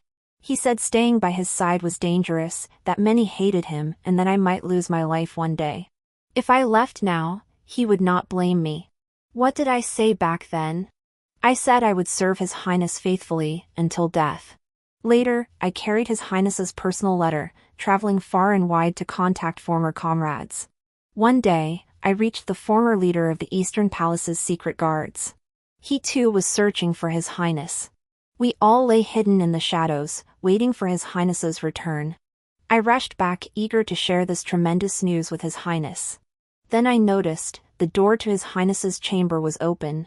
A faint scent of blood crept into my nostrils. I burst inside. But before the final screen, my steps halted. I saw the shadow reflected upon it. A man pinned His Highness beneath him. His Highness clutched a golden hairpin, driving it deep into the man's nape. Once. Twice. The man was dead beyond death. A Ling. But His Highness's shadow trembled. His voice was almost a plea. He said, "Don't look." Many years later, on the snowy night His Highness took his own life. After so long, I saw that same expression on His Highness's face once more. "Yunling, I am so filthy. Don't look." In the dream, my heart felt like it was being crushed into a ball by a giant hand. The pain was almost suffocating. No. Survival instinct made me snap my eyes open. I met Duan Chongfeng's cold gaze. He had his hand clamped tightly around my throat, resorting to the same trick again, trying to kill me. Duan Chongfeng laughed. "I thought about it all night. I've decided to kill you first, then deal with Xiaozhe. You're too much of an unknown variable. I simply can't trust you." His grip tightened around my throat. My face drained pale as my struggles grew weaker. My pupils strained to focus, and finally I saw, behind Duan Chongfeng, a dark shadow lunged straight at him. A long, drawn-out wolf howl echoed. 34 struck from behind. Duan Chongfeng was forced to release his hold on my neck. He stared fixedly at the intruder, both shocked and furious. "Who are you?" The figure offered no reply, striding directly toward me. Speaking in a strange, stilted accent, he demanded, "Alive?" I choked and coughed, my vision slowly sharpening. It was a wildly untamed youth. His upper body was bare, covered only by a strip of animal hide around his lower abdomen. Long, curly black hair cascaded down, nearly reaching his bare ankles. And this youth possessed a pair of beast-like, amber eyes. So unfamiliar. Yet so familiar. I gasped in shock. "A Shuo?" Despite his disheveled state, I recognized him. Before me stood the former leader of the Eastern Palace's secret guards, my comrade from a past life. But why was he completely naked now? The youth tilted his head in confusion, struggling to comprehend my words. Suddenly, he sprang up, grabbing my sleeve to pull me outside. Duan Chongfeng stared in disbelief. "You know him?" I gave him a sharp glare, offering no confirmation. "You just wait." After winding through twists and turns, a Shuo led me into another cave. On the stone platform lay 2 emaciated wolf carcasses. I'd heard a legend once, a she-wolf carried off an abandoned infant, raising it as her own cub. When the child grew up, its habits resembled those of wolves, and it could not speak human language. People called them wolf children. My gaze fell on a Shuo rummaging through things in the corner. So this was the background of my former colleague, the icy-faced fighter who was fierce in battle yet silent. I had no idea how His Highness had picked him up. After searching through the dry grass for a while, a Shuo finally found what he wanted. He handed it to me with great care. It was a worn silk pouch. Judging by the embroidery, it was as poorly made as my own sewing. The fabric itself, however, was decent, somewhat reminiscent of the new styles introduced to the Eastern Palace this year. I opened it and gave it a shake. Inside were some dried herbs I didn't recognize. "What is this?" A shuo pointed at me. Then, stammering, he managed to repay a debt. I thought this pouch might be connected to the Eastern Palace. Had he followed me because he sensed a familiar scent on me? Piecing things together, I reached a vague conclusion. Someone in the Eastern Palace had saved Ashuo and left this pouch behind. My frequent visits to the palace had left me with a similar scent. Ashuo had noticed it and wanted to follow me back to repay the kindness. Lost in thought, Ashuo had already formed a complete sentence. "Name," he said. "I follow you." I paused slightly. "Then you shall be called Ashuo." Ashuo continued to stare at me, wanting to know why. A thought struck me. Because today is the first day of the lunar month. In my past life, His Highness had found a shuo. Naturally, His Highness had also chosen this name. I didn't know its meaning, so I could only force a connection. "A shuo," I murmured softly. "I am Yunling. Are you willing to return to the Eastern Palace with me, to protect His Highness together? Just as in my past life, we would follow His Highness together." His shield, and the sharpest blade in his hand.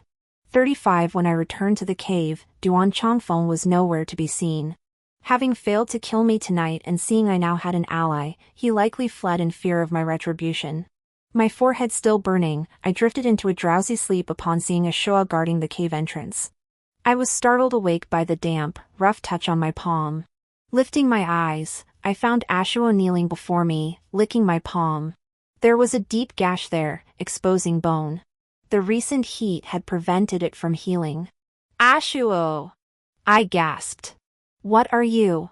The next moment, I watched him spit out a pile of green, wet grass scraps. He smoothed them into my palm. So he was applying medicine.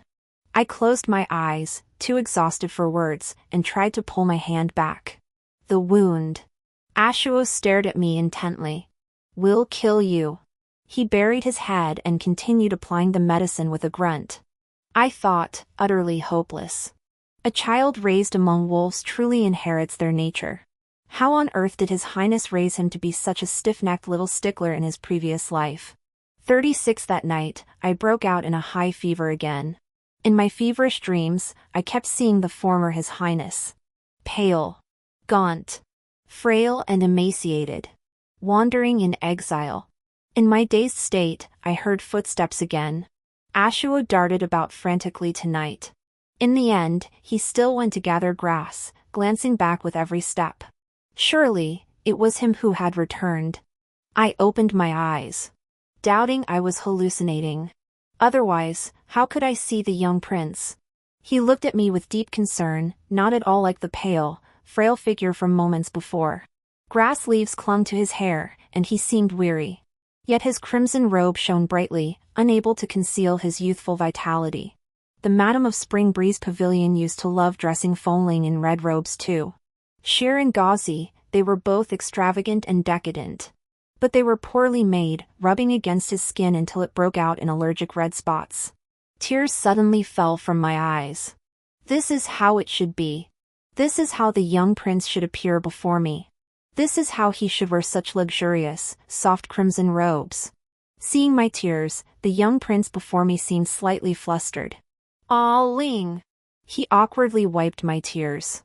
I thought, heaven must have mercy, this dream feels too real. "Young prince." I whispered softly, "May I hold you for a moment?" The words had barely left my lips when I gave a self-mocking chuckle. Indeed, only in a dream would I dare make such an improper request. The young prince froze. Before he could answer, I raised my arms and gently encircled him. Treating him as if he were precious, I dared not press too hard. I thought, since this is a dream, then let me indulge myself just this once. 37 After the autumn hunt, the southern Zhao kingdom presented another peerless beauty. She captivated the emperor's wandering heart, keeping him enthralled night after night. Within a mere half-month, she rose to the rank of consort, titled Jin. I secretly dispatched agents to investigate consort Jin's background. They discovered she was a close friend from the former consort Rong's maiden days. Her entry into the palace likely came for the sake of this old friend's son. First, Duan Changfeng befriended Xiao Zhe. Then consort Jin's favor eclipsed all others in the palace. The empress sensed something amiss. She urged His Highness to wed the crown prince's consort, seeking an ally and support. That day, I was summoned to the Phoenix Grace Palace. The moment I entered the hall, I saw the empress bow deeply before me. Startled, I helped her up. "Your Majesty, this is," the empress interrupted me. All these years, the divine maiden's beauty remains unchanged, yet fine lines have crept into the corners of my eyes. I didn't understand her meaning. The empress spoke softly. "The divine maiden's great kindness, I have never forgotten it for a single day. But mortal lives are short, fleeting as 100 years. I beg you, divine maiden, to spare him." The hymn she referred to needed no explanation. My mind went blank, and I forgot to breathe. I realized the empress had seen my private feelings for His Highness. The look in my eyes when I gazed at him was not pure. Suddenly, I felt ashamed. I averted my gaze, unable to meet the empress's eyes. Very well. I practically fled the scene. Yet at the palace gates, I collided with Qin Wan, who had come to pay her respects to the empress. Her face was etched with worry. Why is the divine maiden's face so pale? Could it be? "You were reprimanded by Her Majesty the Empress?" I raised my eyebrows coldly. "Miss Qin, watch your words. Speak ill of the Empress, and beware the Emperor's wrath." "You!" Qin Wan stamped her foot in anger. "You dare threaten me? I'll report you to Her Majesty." Distracted, I waved her away. "Excuse me." 38 Before the star-plucking pavilion, I spotted that peeping figure from afar. My steps halted.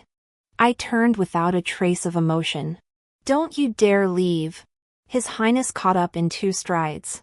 Just like when we were children, he tugged at my sleeve.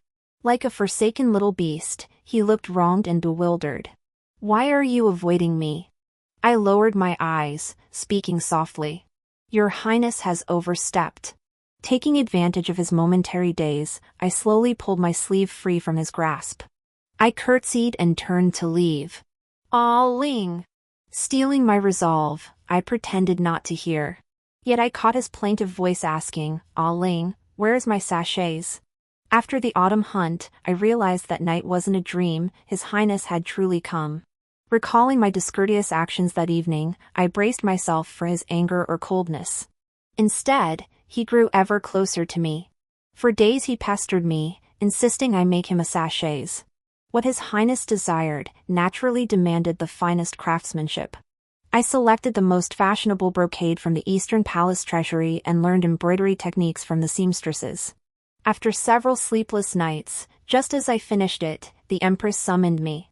Thus it remained hidden in my sleeve, never delivered. I averted my eyes, my voice tightening. "I'm sorry. I forgot." Behind me, the young man's voice echoed with unyielding insistence. "But do you remember this night's lantern festival? You promised to accompany me." My footsteps didn't falter. I didn't turn back. "I'm sorry." 39 I deceived His Highness. I still intend to attend the lantern night, but not with him. For today marks the anniversary of His Highness's death in a past life. Born amidst brocade and silk, in his youth he reveled in splendid attire and galloping steeds, adored bright lanterns and fireworks, and cherished the splendor of the world. Yet such a man met his end on a bitterly cold, snowy night. So I resolved to choose the finest lantern for him. And I did indeed find such a lantern. Phoenix patterns adorned its paper, layered with sheer gauze that diffused its light softly and mysteriously. It hung atop the tallest pavilion in the Eastern Market. Like a pearl suspended in the night. "Miss, the lanterns on the pavilion aren't for sale." The shopkeeper smiled warmly as he stopped me from reaching for my purse. He gestured toward the distant pavilion, crowded with people. The winner of the competition up there gets to take the lantern home. I climbed the stairs to the pavilion and breathed a sigh of relief. The contestants were competing in archery. Suddenly, a sweet, delicate voice sounded behind me. Lady Divine Maiden, have you also come to enjoy the Lantern Festival? Chinwon wore a pale pink rituan, cradling a rabbit lantern in her arms. Following my gaze, she spotted the phoenix lantern. She let out a faint, dismissive laugh. It seems the goddess truly adores phoenixes. She drew a square handkerchief from her sleeve and unfurled it before me. I froze. It was the very handkerchief I had once given to His Highness. Embroidered upon it was that clumsy phoenix, mistaken for a rooster. Back at the hunting grounds, I was puzzled. His Highness's possessions are surely the finest. How could such a crudely made handkerchief exist? Now I realize, it must have been embroidered by the Divine Maiden herself? I frowned. How did it come into your possession? Chinwon smiled. Naturally, it was a gift from His Highness. I shall become Crown Princess. Husband and wife are one, everything His Highness owns, isn't it mine to choose? Her smile held a warning. As for the Divine Maiden, though she lives apart from the world, she ought to know the boundaries between men and women. Once your Highness is wed, you won't be able to come and go freely in the Eastern Palace anymore. A cold voice suddenly rang out from behind them. How is it that I know nothing of ever giving you a handkerchief? Chinwon turned in shock. His Highness's eyes were deep and icy as he sneered. Miss Chin seems rather too eager. You wish to meddle in the Eastern Palace's affairs now? Did I give my consent? Chinwon's expression changed faster than a circus troupe's act. Tears welled in her eyes, hovering on the brink of falling. Brother Crown Prince, I didn't mean it like that. She shifted the topic again, invoking the Empress to pressure him. Tonight, it was Her Majesty the Empress who sent me to find you. Over there, the competition had already called my name. I rose to grab my bow. Chinwon murmured her complaint. Your Highness, Wanwan wants that lantern too. If you win it back for me, I won't tell Mother Empress you left me tonight. Deal? His Highness remained silent. He picked up another bow and walked beside me. I glanced at him. A lump formed in my throat. Are you competing with me for the lantern? No. He shook his head earnestly. His cheeks half bathed in lantern light, radiant like warm jade, brighter than the moon on the horizon. A youth cannot hide his feelings. Affection spilled from his eyes, scattering like stardust. His Highness said, "Do you like that carp lantern? I'll win it back for you." 40 Clutching the phoenix lantern-eyed one, I fled as if escaping. I dared not dwell on His Highness's gaze. A dormant chord had been plucked. My heart pounded like a drum, suddenly birthing an unthinkable, reckless thought.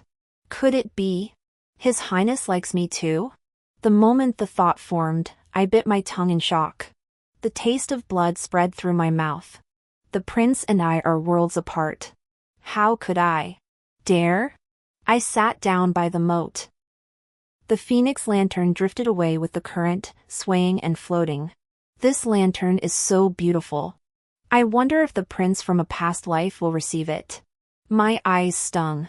Your Highness, I whispered silently in my heart. I will protect the young prince, ensuring his life is filled with joy and free from sorrow, smooth and prosperous. I swear it.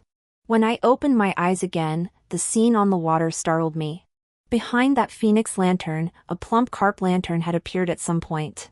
Following it was a string of duck lanterns, rabbit lanterns, clamshell lanterns, and bird lanterns. Crowded together, it was a lively scene. I stared in astonishment, my eyes wide.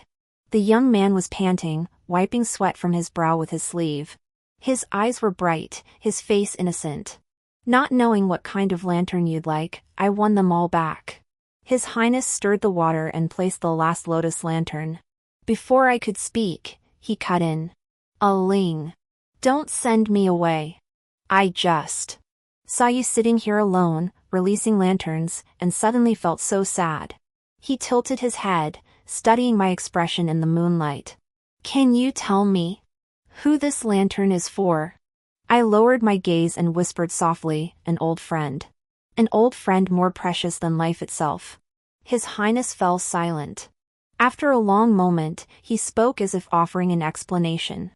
I will make it clear to the Empress Dowager. My heart belongs to another. I will not marry Qin Wan. Ah Ling. I ask you only this. His gaze met mine, his voice soft. Do you feel even a shred of affection for me? His words were light and casual. Yet I saw his hand, hidden within his sleeve, clenched tight. The light in his eyes, however, was frighteningly bright. As if with a single nod from me, he could turn his back on everything, fight for me against the Empress, against the entire world. But Your Highness, I don't need you to fight anyone for me. I only wish to see you live a life of ease and happiness. Your Highness. I heard my own voice. It echoed in the night wind, devoid of emotion. It's late. Miss Qin is still waiting for you. Meeting His Highness's incredulous gaze, I forced a smile. Go back soon, Your Highness. When Ashua found me at the star-plucking tower, I was dead drunk. Who would have guessed? Master Miaofa, so proper on the surface, secretly hoarded quite the collection of fine wines. He hadn't had time to drink them, so I ended up getting the benefit. The world spun. Ashua frowned as he hoisted me off the ground. Cold. I hadn't seen Ashua in ages. The moment he returned, he volunteered for training at the Shadow Guard camp. When I asked why, the sullen youth only muttered he'd lost a fight to the Imperial Guard commander. For over a decade, he'd been unmatched in the mountains and forests. To lose in a single battle was nothing short of a crushing humiliation. I lifted my eyelids, still drowsy.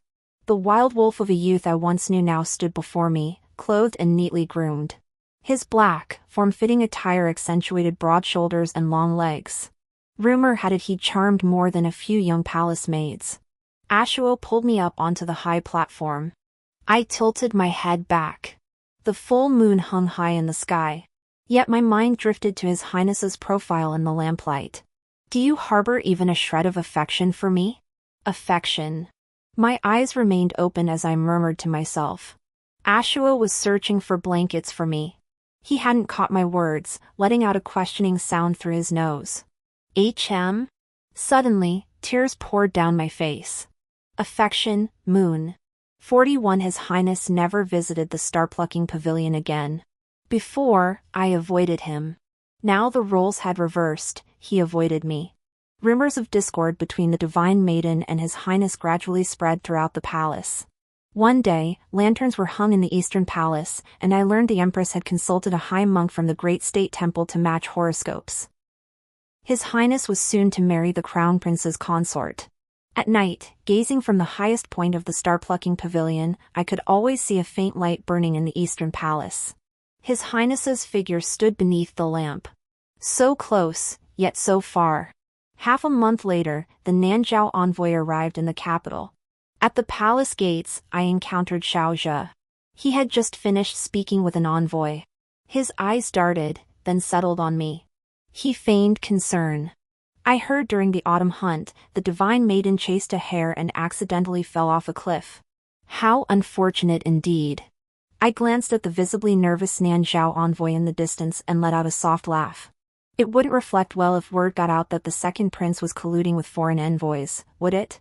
Xiao just smiled.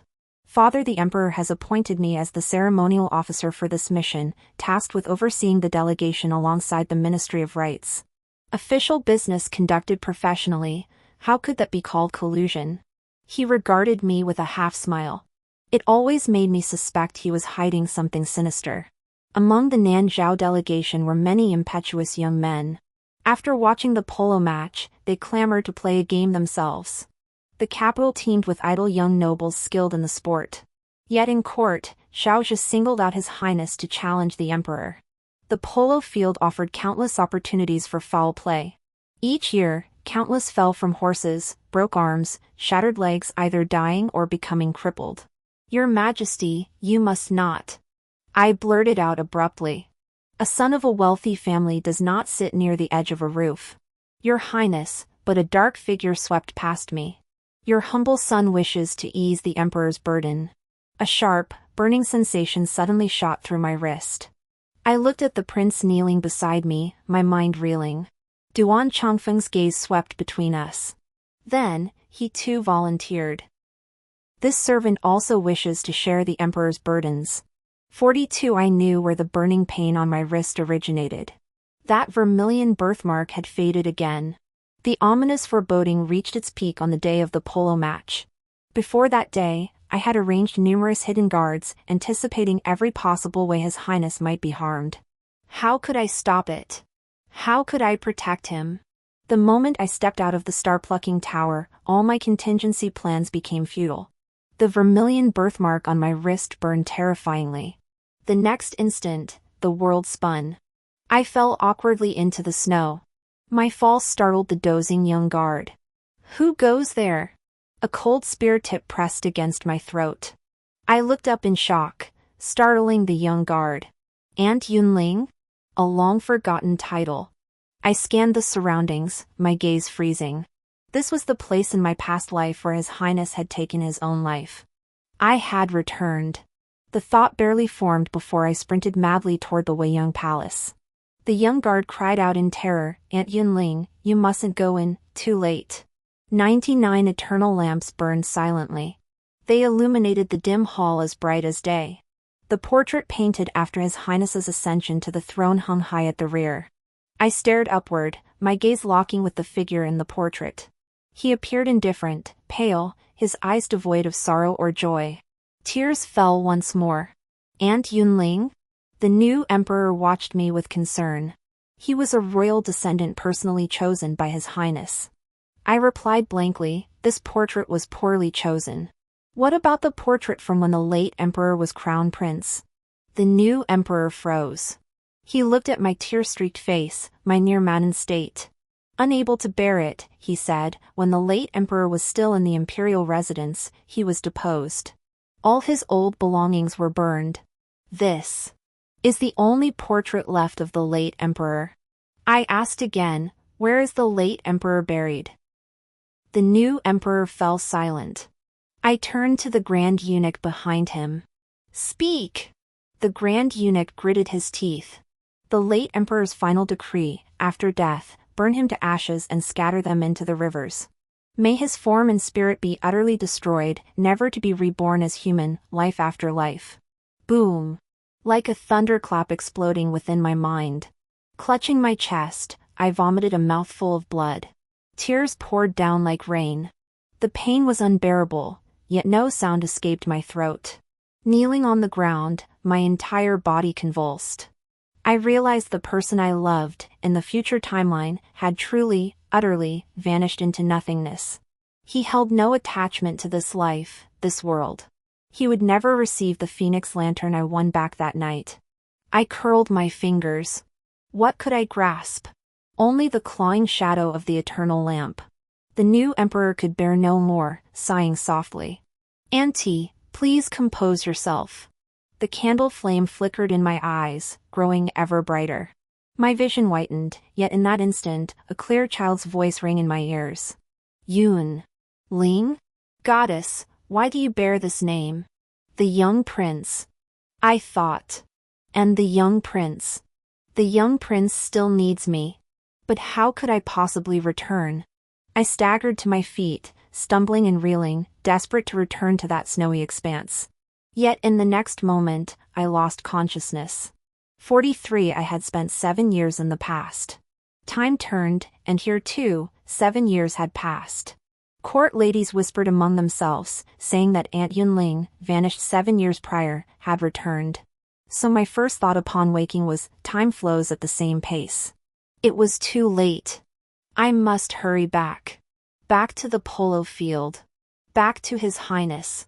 I went to the great Xianghua temple, only to learn of the fat monk's passing. A bald monk stood before me. He was the fat monk's disciple, Miaofa's grand disciple. At a glance, he chanted a Buddhist prayer. Layman, you still carry unresolved karma. This was brought by a noble from the palace, the last Zhaodian Hong of this spring. I offer it to you, layman, to resolve your karma. What karma? I exclaimed impatiently, I must return. To the 20th year of the Zhaoning era? Do you have a way? The leprous monk scrutinized me from head to toe. Suddenly, he clapped his hands and laughed. How amusing! Truly amusing. The karma on your body is like a chain, each link intertwined with the next, yet no one knows where it begins. I froze. What do you mean? The monk with the bald head didn't answer, only smiled. You once had a karmic connection with my great-grandmaster. Today, this humble monk shall escort you on your journey. He slapped my shoulder, and my vision spun once more. I crashed back into the star-plucking pavilion. Goddess! Your divine highness! The palace maid's frantic face came into sharp focus before my eyes. Fighting off dizziness, I grabbed her hand. What time is it now? Has the polo match ended? Is His Royal Highness the Crown Prince safe? The maid looked bewildered, unsure why I was so flustered. The polo match has ended. His Highness won the championship. Furrowing my brow, I strained to recall. I haven't heard of His Highness being injured. I exhaled in relief. A thought suddenly surfaced in my mind. Perhaps His Highness no longer needs my protection. My little prince, unnoticed, has grown into a capable adult. Long ago, I vowed to protect His Highness until the day he no longer needed me. I never imagined this day would come so soon. So soon it left me both comforted and bewildered. A searing pain shot through my wrist again. The world before my eyes began to sway. I bit down hard on my tongue, the metallic taste of blood jolting me back to clarity. I lowered my gaze. The vermilion birthmark had faded again. It was warning me, time was running out. Yet the enemies from my past life remained unresolved. I drew a deep breath, forcing myself to steady. A figure grew clear in my mind. The maid exclaimed in surprise, Lady Goddess, are you going to see His Highness the Crown Prince? No. I denied it flatly. No. The one I sought was someone else. 44 rumors swirled through the palace lately, whispering of a rift between the Crown Prince and the Divine Maiden. Duan Chongfeng had clearly heard his share. He blocked my path at the palace gates several times. Each time, his words were much the same. His Highness seeks a crown princess, yet I still lack a marquis's wife. Don't refuse so hastily. With the Duke's household backing him, what need has His Highness for the Divine Maiden? A wise bird chooses its perch. When you come to your senses, you may seek me out any time. I admire you greatly.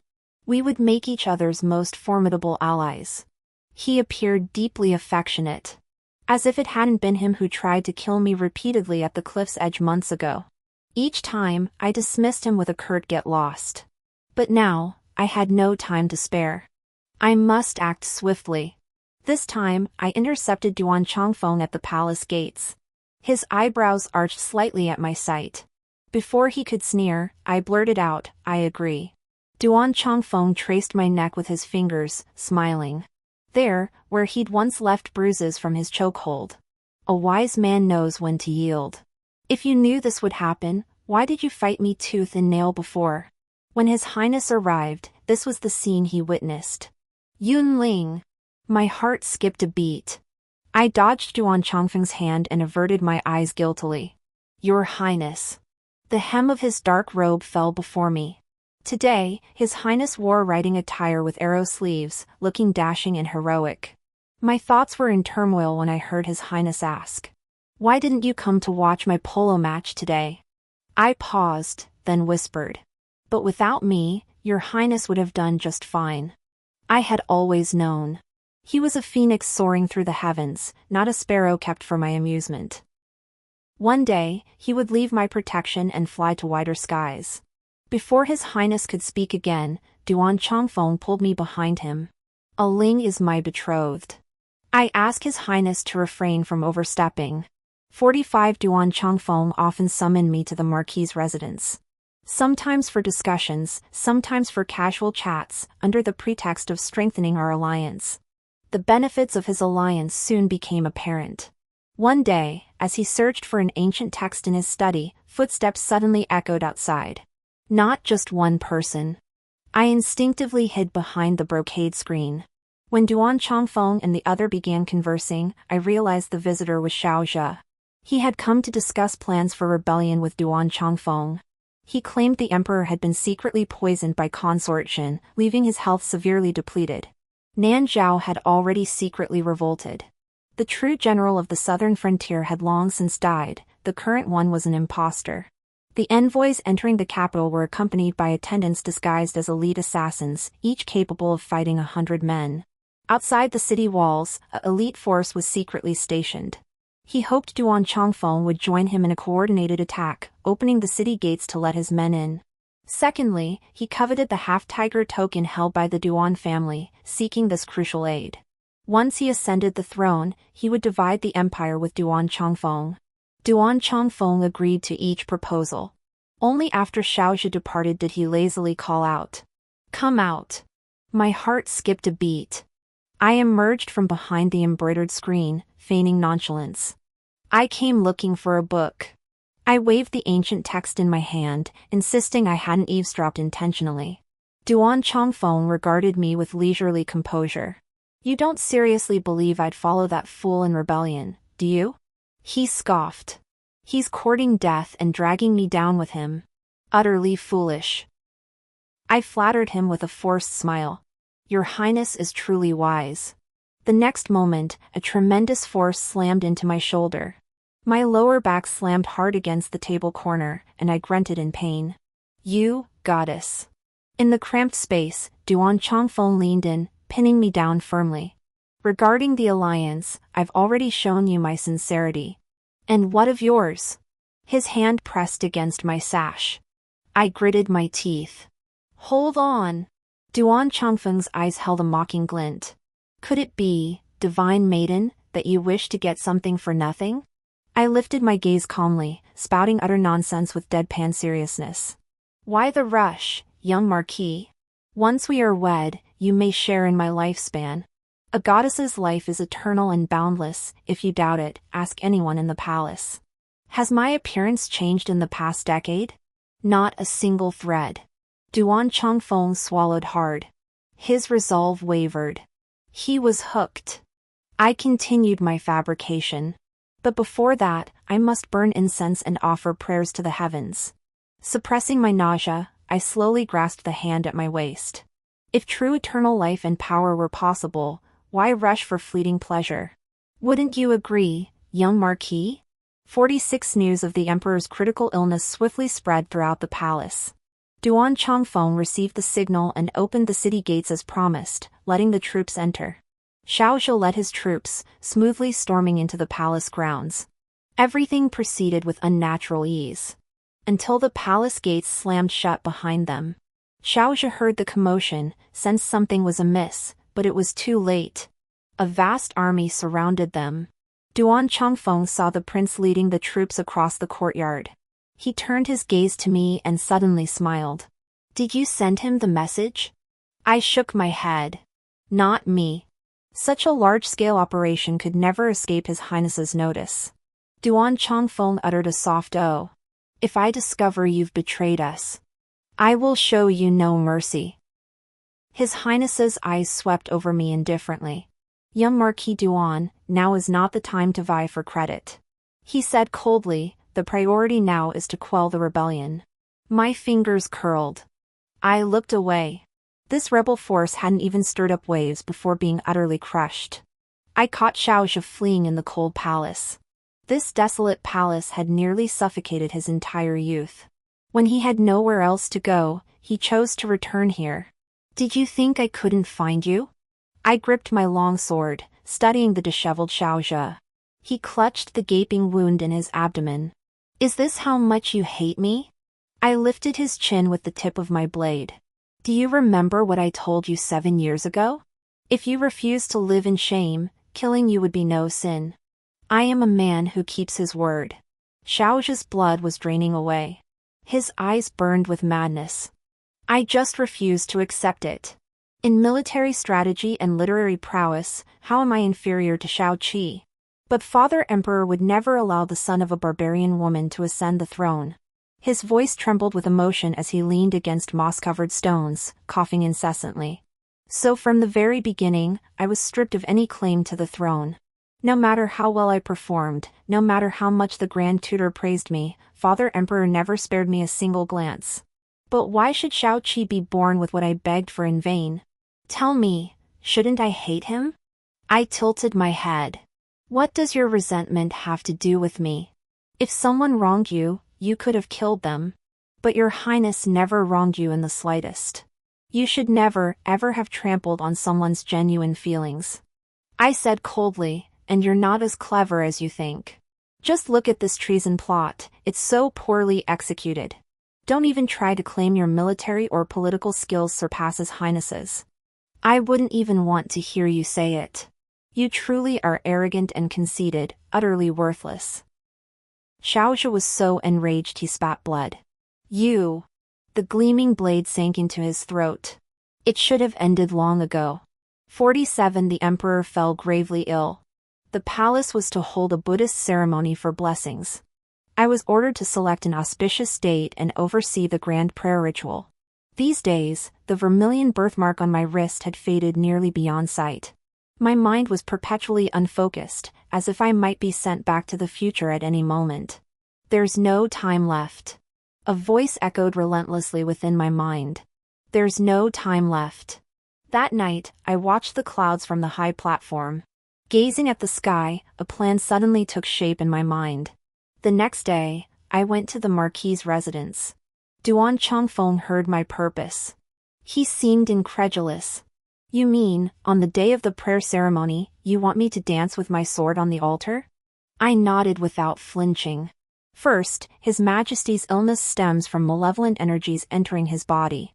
Your Excellency, with your valor, can surely dispel these evils and protect the dragon's body. Second, do you recall what I said earlier? Since we are to become husband and wife, sharing eternal life, we must first offer sacrifices to the heavens and spirits. Duan Chongfeng was charmed into a delighted smile and agreed. His swift consent demanded some repayment from me. His sword had broken during the rebellion suppression, so I planned to gift him a fine blade for his ritual dance. Yet the date for the ceremony remained undecided. The Grand Eunuch by the Emperor's side urged me several times. Each time, I sent him away with mystical excuses. The chosen location was Mount Chaoga, outside the capital. Night after night, I observed the heavens, searching for another auspicious date. Offerings, ceremonial robes, the altar, all were prepared. Everything was ready, awaiting only the auspicious day I spoke of. Finally, one evening, I sent word to the Hall of Mental Cultivation.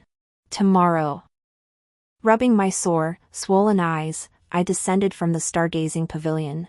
Only to stumble upon a drunken prince. Hearing the movement, he threw himself into my arms. Don't you dare leave.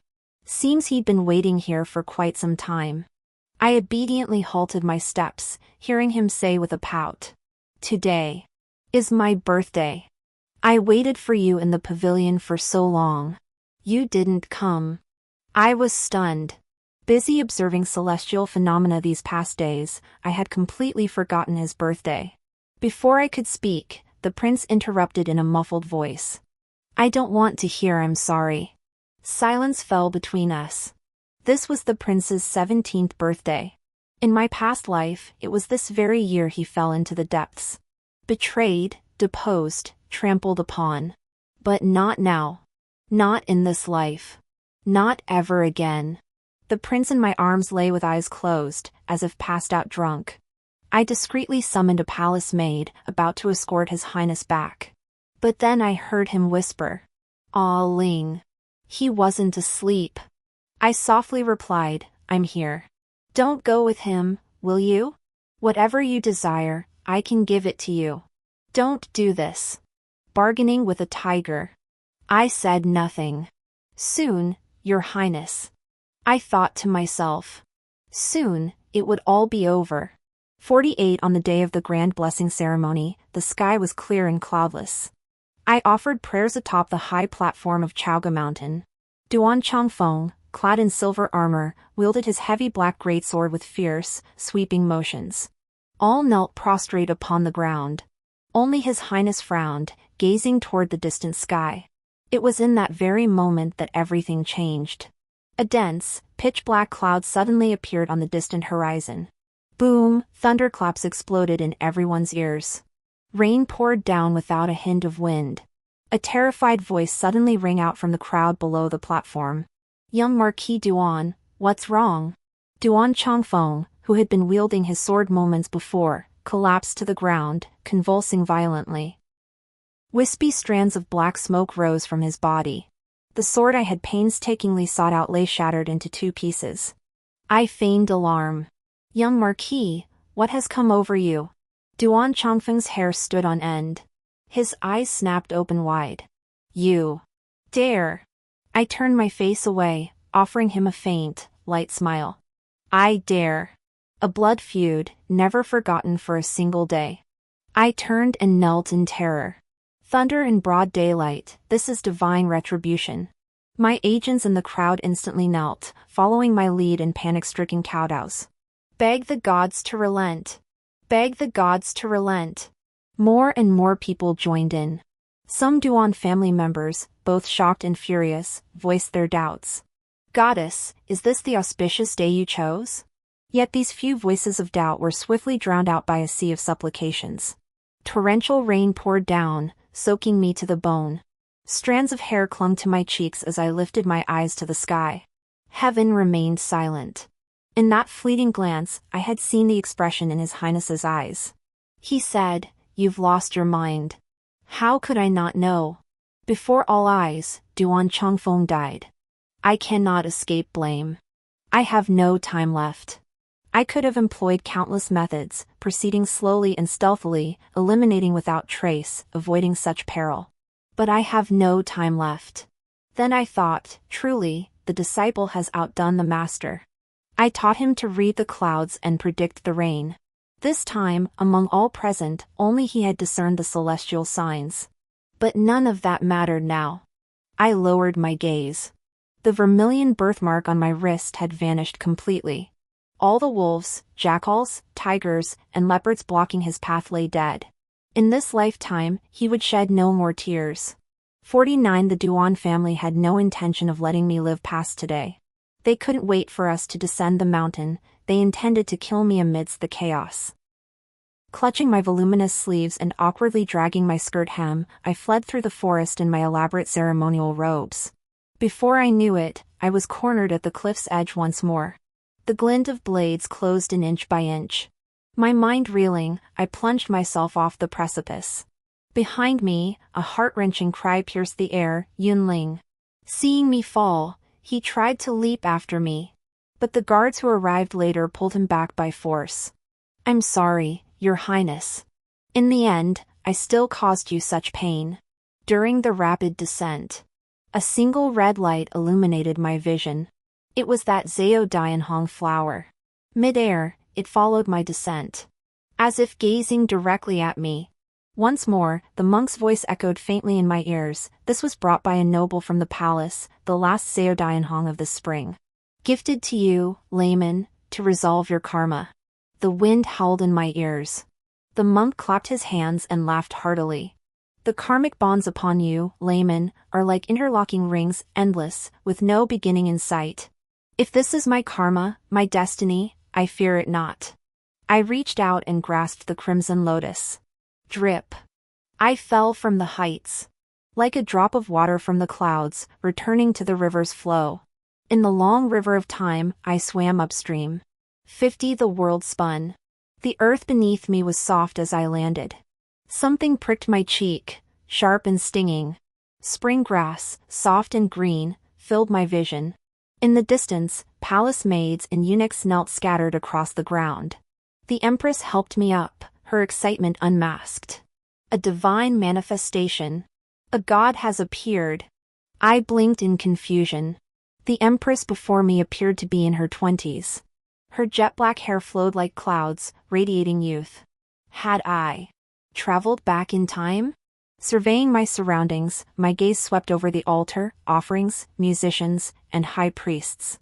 Slowly, I realized some ritual ceremony was underway within the palace. The empress clutched my hand. Did the divine being hear my prayers and come especially for me? I was still wearing the elaborate ceremonial robes from the blessing ceremony. It was indeed possible I could be mistaken for a deity. Meeting the Empress's earnest gaze, I cleared my throat, feigning composure. I was wandering nearby when I heard the music and came to see. What did your Majesty pray for?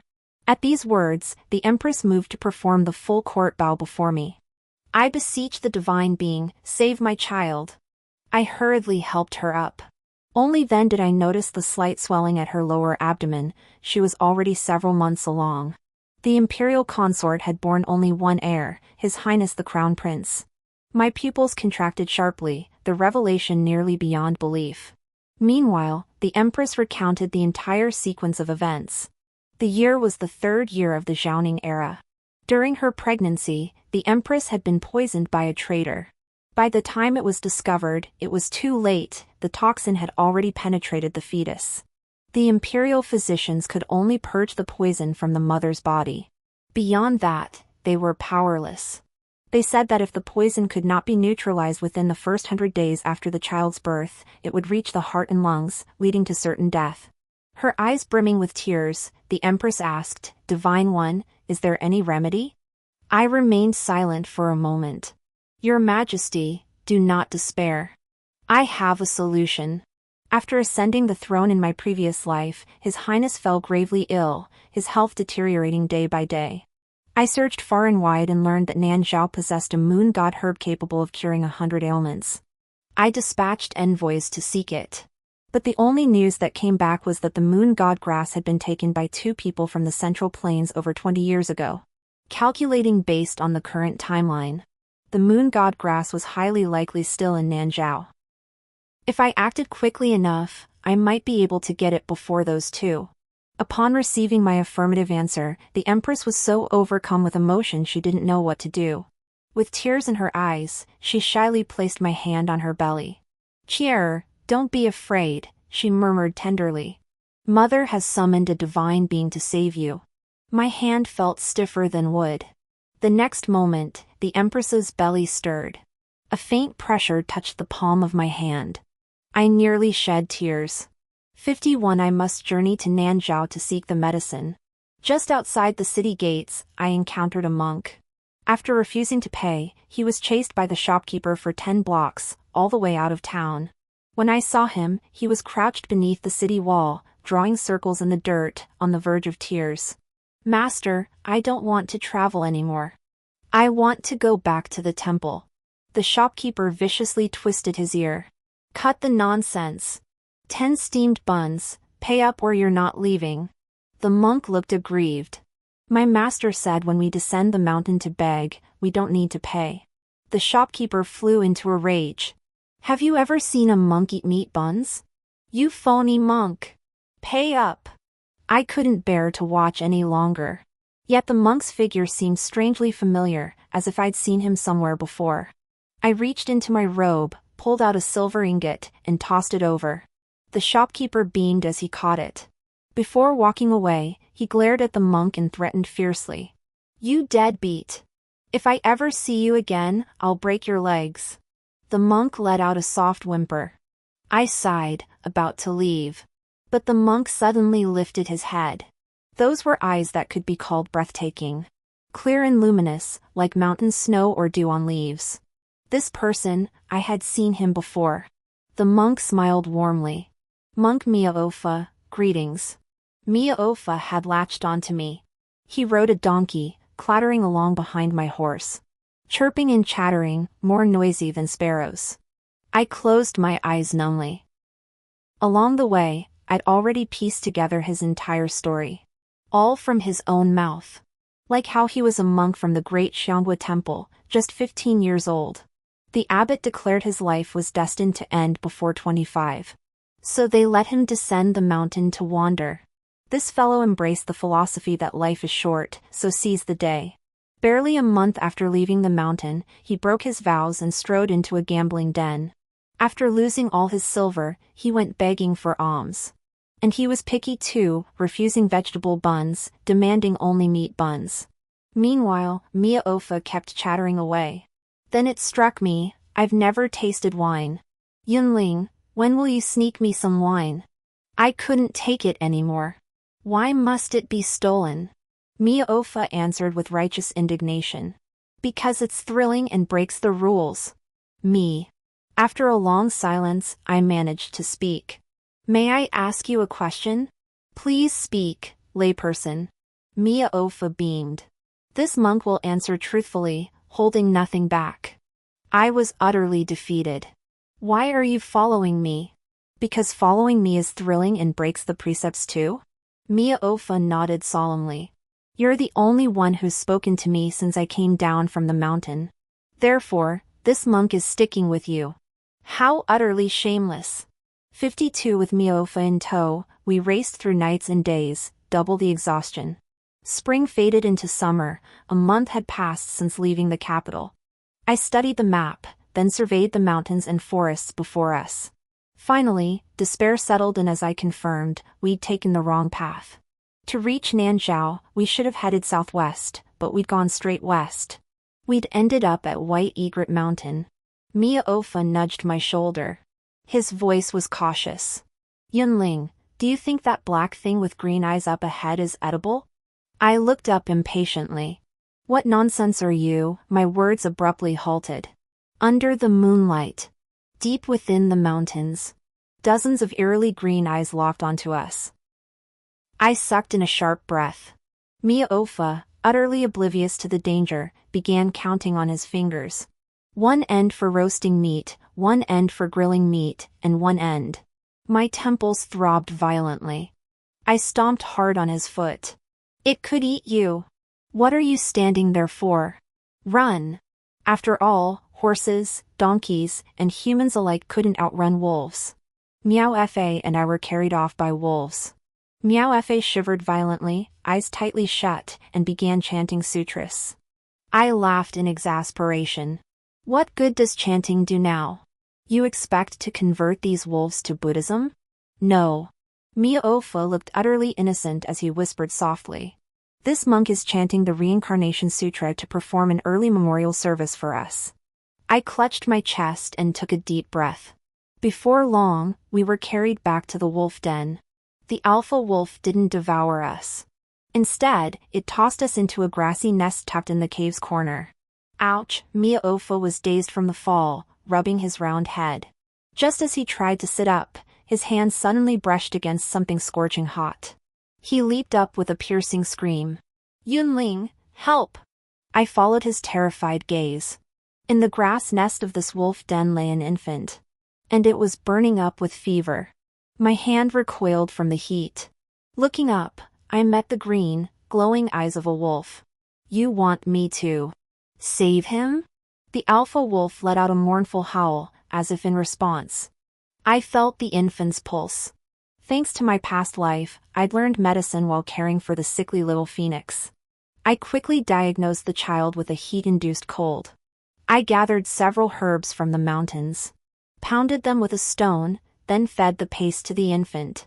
After days of this care, the illness gradually subsided. The baby spent its time either nestled against the mother wolf's belly nursing, or watching us with wide, round eyes. Miofa marveled at the miracle. His courage returned, and he cooed and babbled to amuse the infant. When the baby cried from play, he returned it to the mother wolf. The infant, whose teeth hadn't even fully erupted yet, angrily bit him. The mother wolf turned to glare at him. This time, Miofa finally behaved himself. I noticed the infant's body was covered in red rashes from mosquito bites. I decided to see the good deed through to the end, gathering some insect-repelling and calming herbs to make a pouch for him. Then, I froze. The pouch in my hand was the one I'd promised to make for His Highness after the autumn hunt years ago. In the end, due to the Empress's plea, I never delivered it and had kept it with me ever since.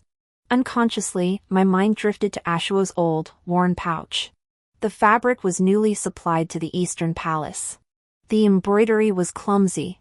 And that night on White Egret Mountain, when Ashua bid farewell to the dying old wolf, he stumbled over his words, saying, to repay a debt. I sprang to my feet. In the cave, the infant was nestled beside the mother wolf's belly, sleeping soundly. I stared blankly at his sleeping face. The contours of his brow and eyes did indeed bear the shadow of the future leader of the Eastern Palace's secret guards. Mia-Ofa poked her head out. "What's wrong? Do you know this child?" I turned back in a daze. Mia-Ofa blinked her innocent eyes. "What exactly is going on?" The words slipped out. "Why are your eyes blind? Why, when we met again 9 years later, were his once exquisite eyes blind?" Mia-Ofa flew into a rage. "Yunling, you cursed me." Only then did I realize my words had crossed a line. "I'm sorry, I was momentarily confused." It's fine. Seeing my silence, Mia-Ofa waved his hand nonchalantly. "This monk isn't angry, you know. Anyway, this monk has less than 10 years left. Certainly won't live to see my eyes grow dim with age, haha." I left behind a sachets of herbs to ward off insects and calm the spirit, departing from White Egret Mountain. 17 years later, when we met again, we recognized each other by this very item. Under the moonlight, I turned my horse's head and glanced back at the dark green mountain ridges. A pack of wolves howled in the night, their cries mournful and plaintive. Ashua, grow up strong. 53 Early autumn. We arrived at Nanzhao. The streets teemed with people. Mia-Ofa tugged me into the crowd to watch the commotion. After watching for a while, we realized it was a Central Plains traveler who had abducted the priest's most cherished youngest daughter. Fortunately, the guards discovered them in time and brought the eloping pair back. The priest was furious and was now parading the Central Plains man through the streets. I glanced up and gasped. Confined within the prison cart, the man kept his head bowed, yet his spine remained rigidly upright. It was unmistakably the young Grand Tutor, Gu Yan. The identity of the priest's most cherished daughter was painfully obvious. I silently tugged at Miaofa's sleeve. "Stop watching. We have business to attend to. We had come seeking medicine." Mia-Ofa watched with rapt attention, reluctantly pulled away by me, still glancing back with lingering curiosity. I thought impassively. Once you become the state preceptor, this ill-fated pair, one entering the palace first as a noble consort, the other later becoming Grand Tutor. You'll have plenty to observe. I produced the token given by the Empress and was quickly granted an audience with the High Priest. His Majesty and Her Majesty offered 10,000 taels of gold and countless rare treasures in exchange for the moon god herb. The white-haired High Priest kept his eyes half-closed. He shook his head.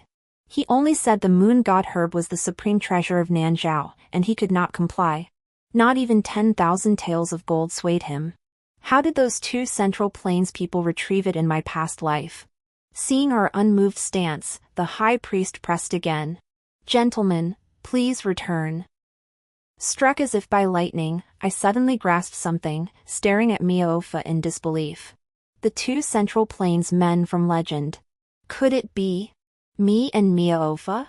Seeing my stunned expression, Mia-Ofa patted my shoulder reassuringly. "Why so shocked? Looks like you've never been refused before." He winked at me, lowering his voice. He gave me a knowing wink. Lowering his voice, he whispered, "Let's go. I have an idea." 54 midnight. I stared at the figure whose face was completely concealed by black cloth. My gaze drifted over the gleaming shaved head before I reluctantly pulled it away. "Unbearable to look at," I said earnestly, "the disguise is perfect. No need to pretend next time." Mia-Ofa frowned. "Why does that sound like a criticism?" I forced a smile. "With your intelligence, how could it be?" Mia-Ofa finally realized I was being sarcastic. And flew into a rage. After some fuss, he covered my face too. Mia-Ofa admired his handiwork, clapping his hands in satisfaction. "Thieves, move out." This burglary operation wasn't going smoothly. There were simply too many patrolling guards. Mia-Ofa and I exchanged a glance. Even through the black cloth, we could see the gravity etched on each other's faces. Just as we were at a loss, the crowd suddenly stirred. Miss Fengjin ran off with that Central Plains man again. "Chase! Go chase them!" Amid the chaos, I felt a girl brush past me. Flying black hair swept across my cheek. I snapped my head up, meeting a pair of melancholy eyes. Though we'd never met, I somehow knew who she was. Miaofa urged, quick. Now. A sharp-eyed guard spotted the girl who'd run past me. His eyes widened instantly. Miss Feng Jin is, a small stone flew from my sleeve, striking the guard's sleep point. He collapsed, insignificant in the chaos. Miaofa pulled me into the sacred chamber. Under the moonlight, I glanced back one last time at the direction the girl had fled. I thought, if only she could have successfully eloped with Guyen. She wouldn't have been sent to the palace as a tribute. Guyen wouldn't have entered the court to seek his beloved. He wouldn't have, upon discovering her death, schemed relentlessly for their child's future. Rather than this, it would have been better to grant them their wish now. Beside me, Miaofa sucked in a sharp breath. He tugged my sleeve, motioning me to look up. Moon god grass.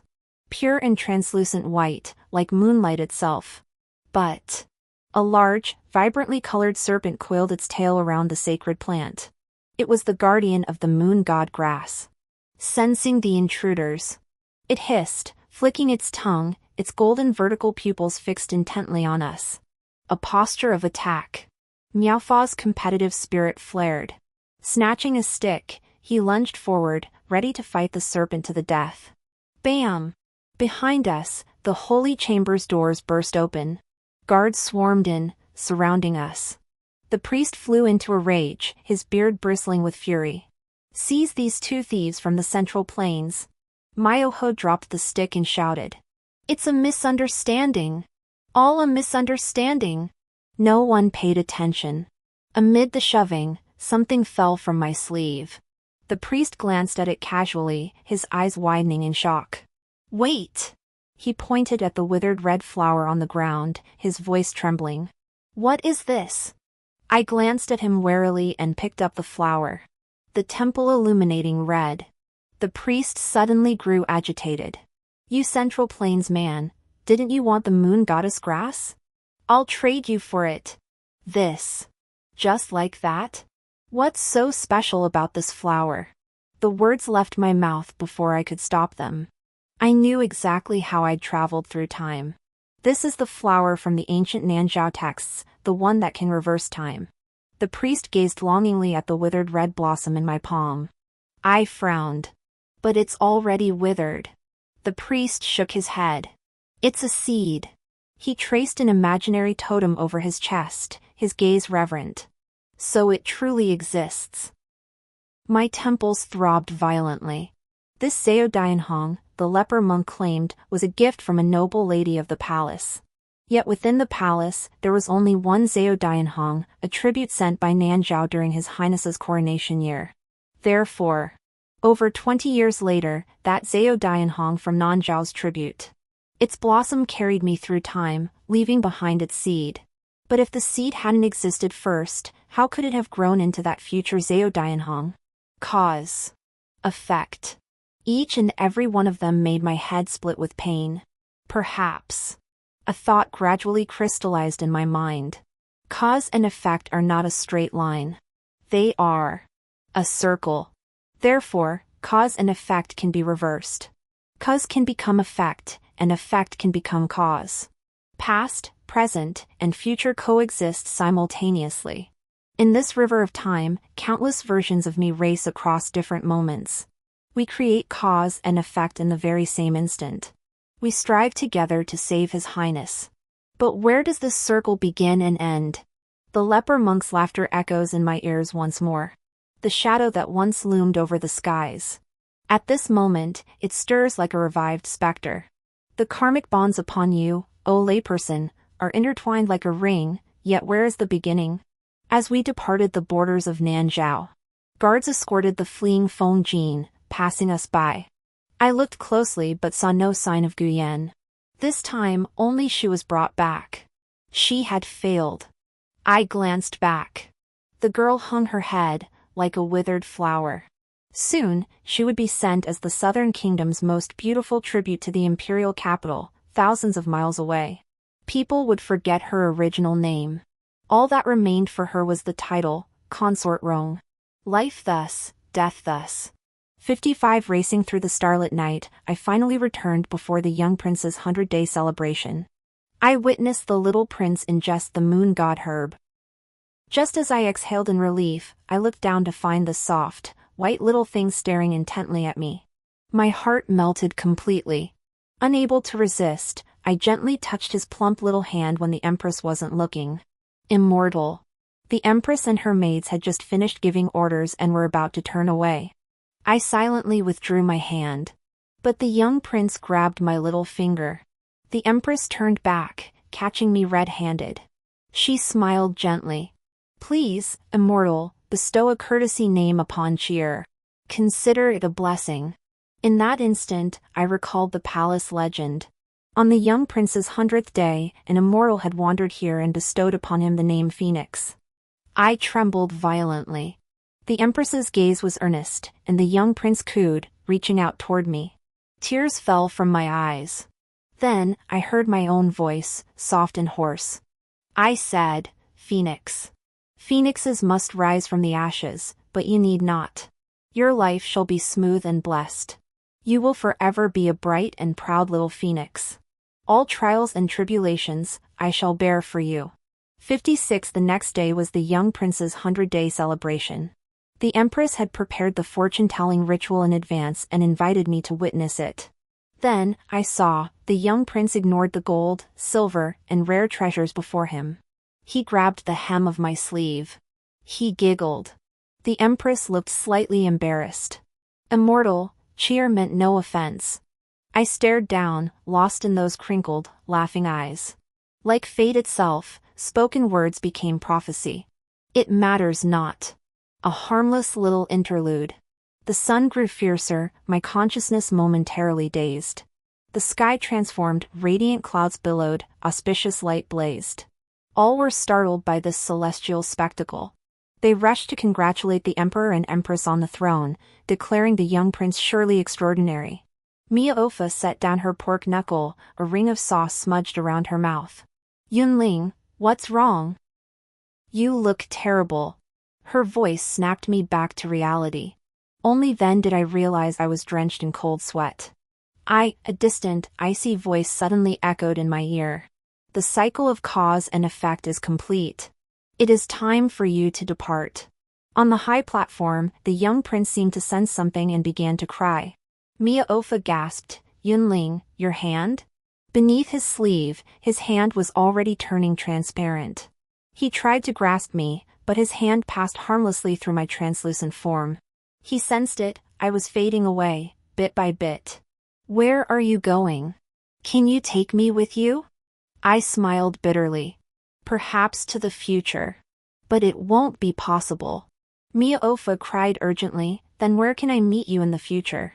You promised to sneak wine with me. The words slipped out. In the palace. I gritted my teeth, my voice torn to shreds by the wind. I'll come back, I swear. But next time we meet, I might not recognize you. You must tell me your name. Mia-Ofa shouted at the top of his lungs. All right. Then this monk will prepare the wine, waiting for you to drink. But how long must this monk wait for you? My mind went blank. How long? My first journey back in time took me to the 12th year of the Zhaoning era. I met the young prince. And I met Mia-Ofa. Before I could say anything, news of his passing arrived. Suddenly, I realized. The promise I made to Mia-Ofa for our next meeting would be our final meeting in this lifetime. The next moment, everything vanished before my eyes. In the white, empty void, that celestial voice sounded again. You saved him once, yet bound him for a lifetime. Such is fate. Such is destiny. I trembled as I asked. Can you tell me why Mia-Ofa went blind? His fate was sealed, he aged 10 times faster than mortals. Because of your promise to return. He feared you wouldn't recognize him. He traded his eyes to the gods for an ageless face. In that instant, memories swirled before my eyes. They finally settled on the dozens of jars of fine wine I'd found in the star-plucking pavilion. I'd thought then. This monk Mia-Ofa seemed so solemn, yet secretly hoarded so much wine. So that was why. Because of my promise to return. For the rest of his life, he was trapped in a corner. The 12th year of Zhaoning, within the dim star-plucking pavilion. What I thought was our first meeting, in his eyes, was the reunion of long-lost friends. His voice was hoarse as an old man's, yet his brow held a smile. This monk is Miaofa. Goddess, how have you fared? Would you like some wine? It felt like our first meeting in the 3rd year of Zhaoning. A green-robed monk rode a donkey, swaying his head and chattering loudly. Yunling, when will you sneak me some wine to drink? Hate that across the way, we remain strangers. 57 Late spring of the 3rd year of Zhaoning, met the Empress, encountered a green-robed, cheeky little monk named Miaofa. Midsummer night, saved a wolf child on White Egret Mountain. 17 years later, we met again, his name was Ashua. Autumn, arrived at Nanzhao, encountered a pair of lovers attempting elopement, but it failed. Left behind flower seeds. In the distant future, Nanzhao would celebrate the new emperor's accession with the Zhaodianhong flower. Early winter, returned to the palace with the moon god Herb. At the young prince's 100-day celebration, he was given the courtesy name Feng Huang. In the depths of fate, cause and effect are predetermined. I lifted my gaze to see a golden river flowing slowly before me. I heard the sounds, the joys and sorrows, loves and hates, songs and cries of countless souls. This river is called time. My voice caught in my throat. Then, where must I return? From whence you came, to that place you shall return. The vermilion birthmark faded. The Zhaodianhong withered. It was time. Time to go back. My body felt light and hollow. Like a single drop of water, merging into the river's flow. The next moment, my fingertips burned. There is someone who refuses to let you go. He bound you with crimson thread, forcing you to stay. Heaven's voice faltered, a sigh escaping. Flowers bloom and fall in their own time. How long can he truly hold you? I stared down, dazed. A faint crimson mark encircled my fingertips.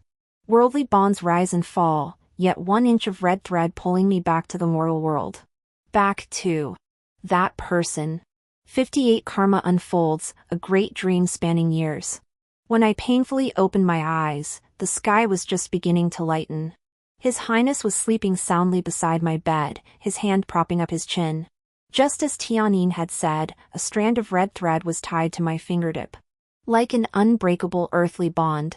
Legend says in our dynasty, those bound by the red thread are tethered for life.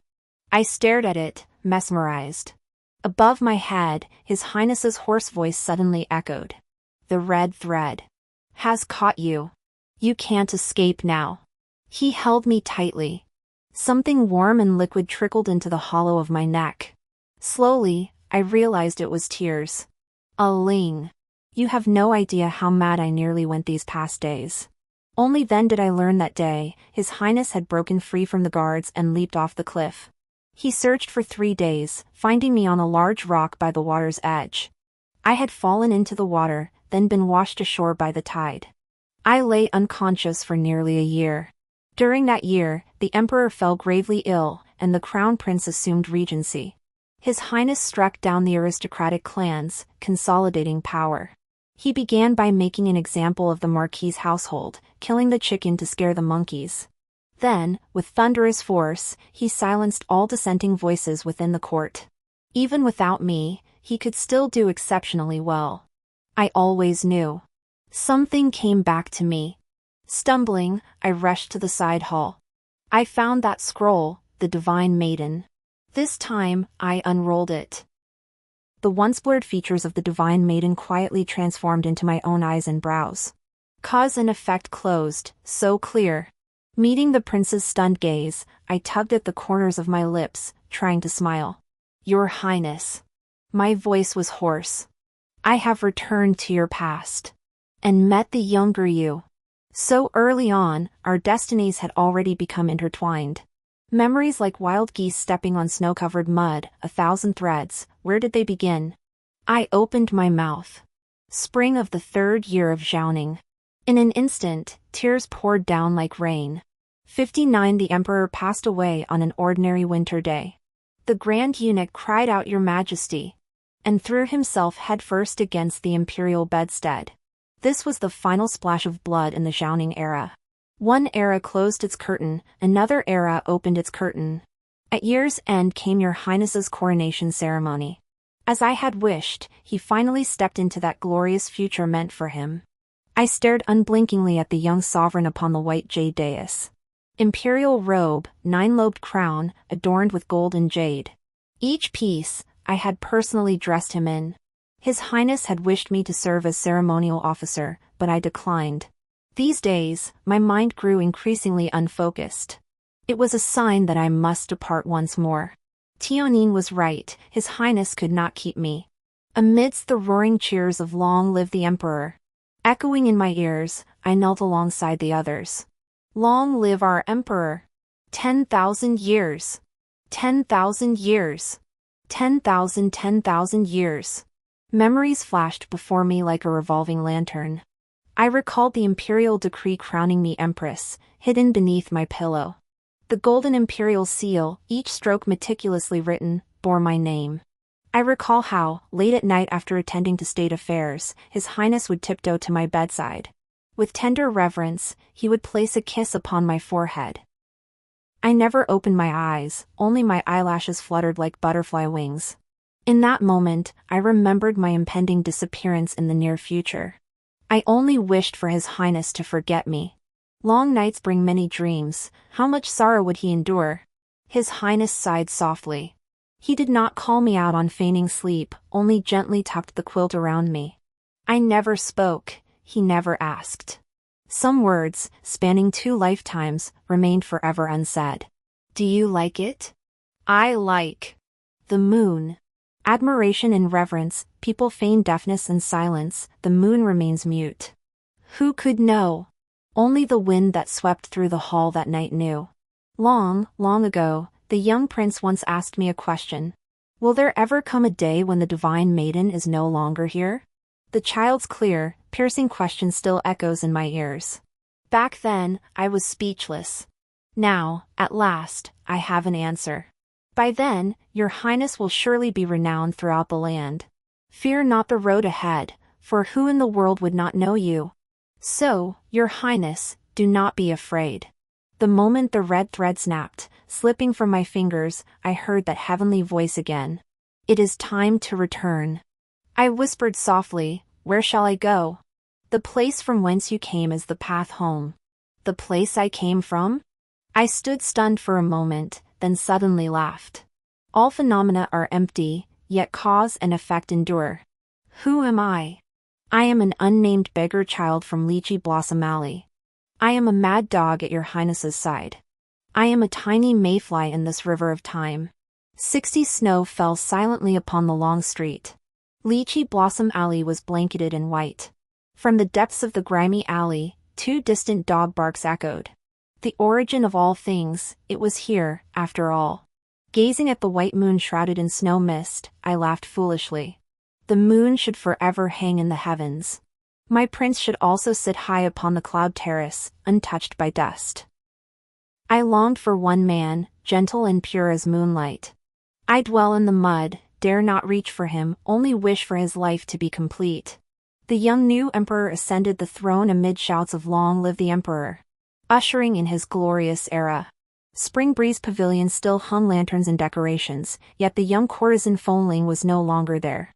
And the nameless, faceless little beggar boy silently starved to death on the last snowy night of the old year. This is where the story begins. My stomach growled hollowly, hunger making my head spin. Only this time, no one would share their half of a cold steamed bun with me. But I didn't want to die. I wanted to scream, to cry for help, but no sound came out.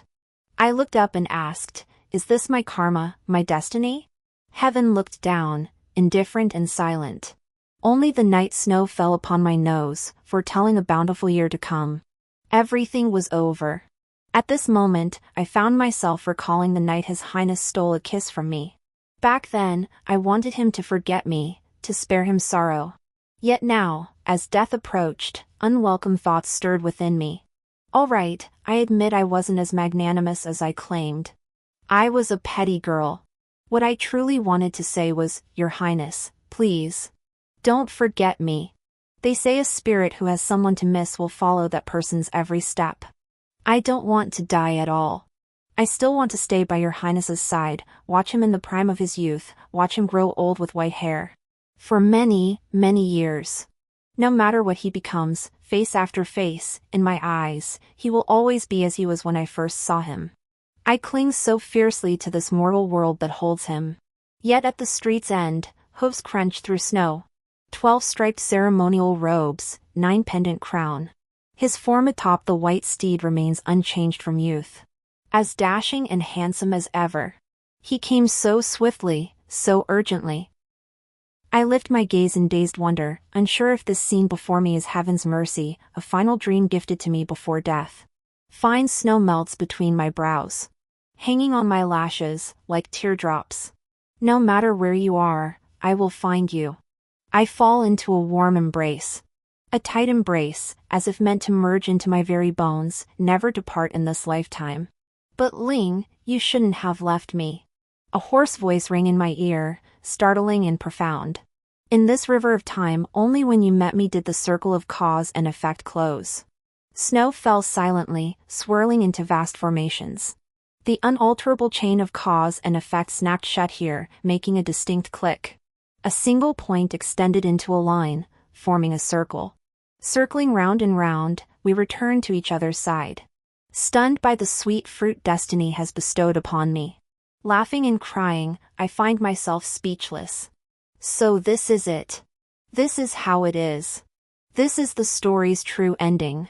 The moon sets, reborn, the lamp glows red once more. From now on, through flowery days and moonlit nights, year after year, we shall meet again and again. The end.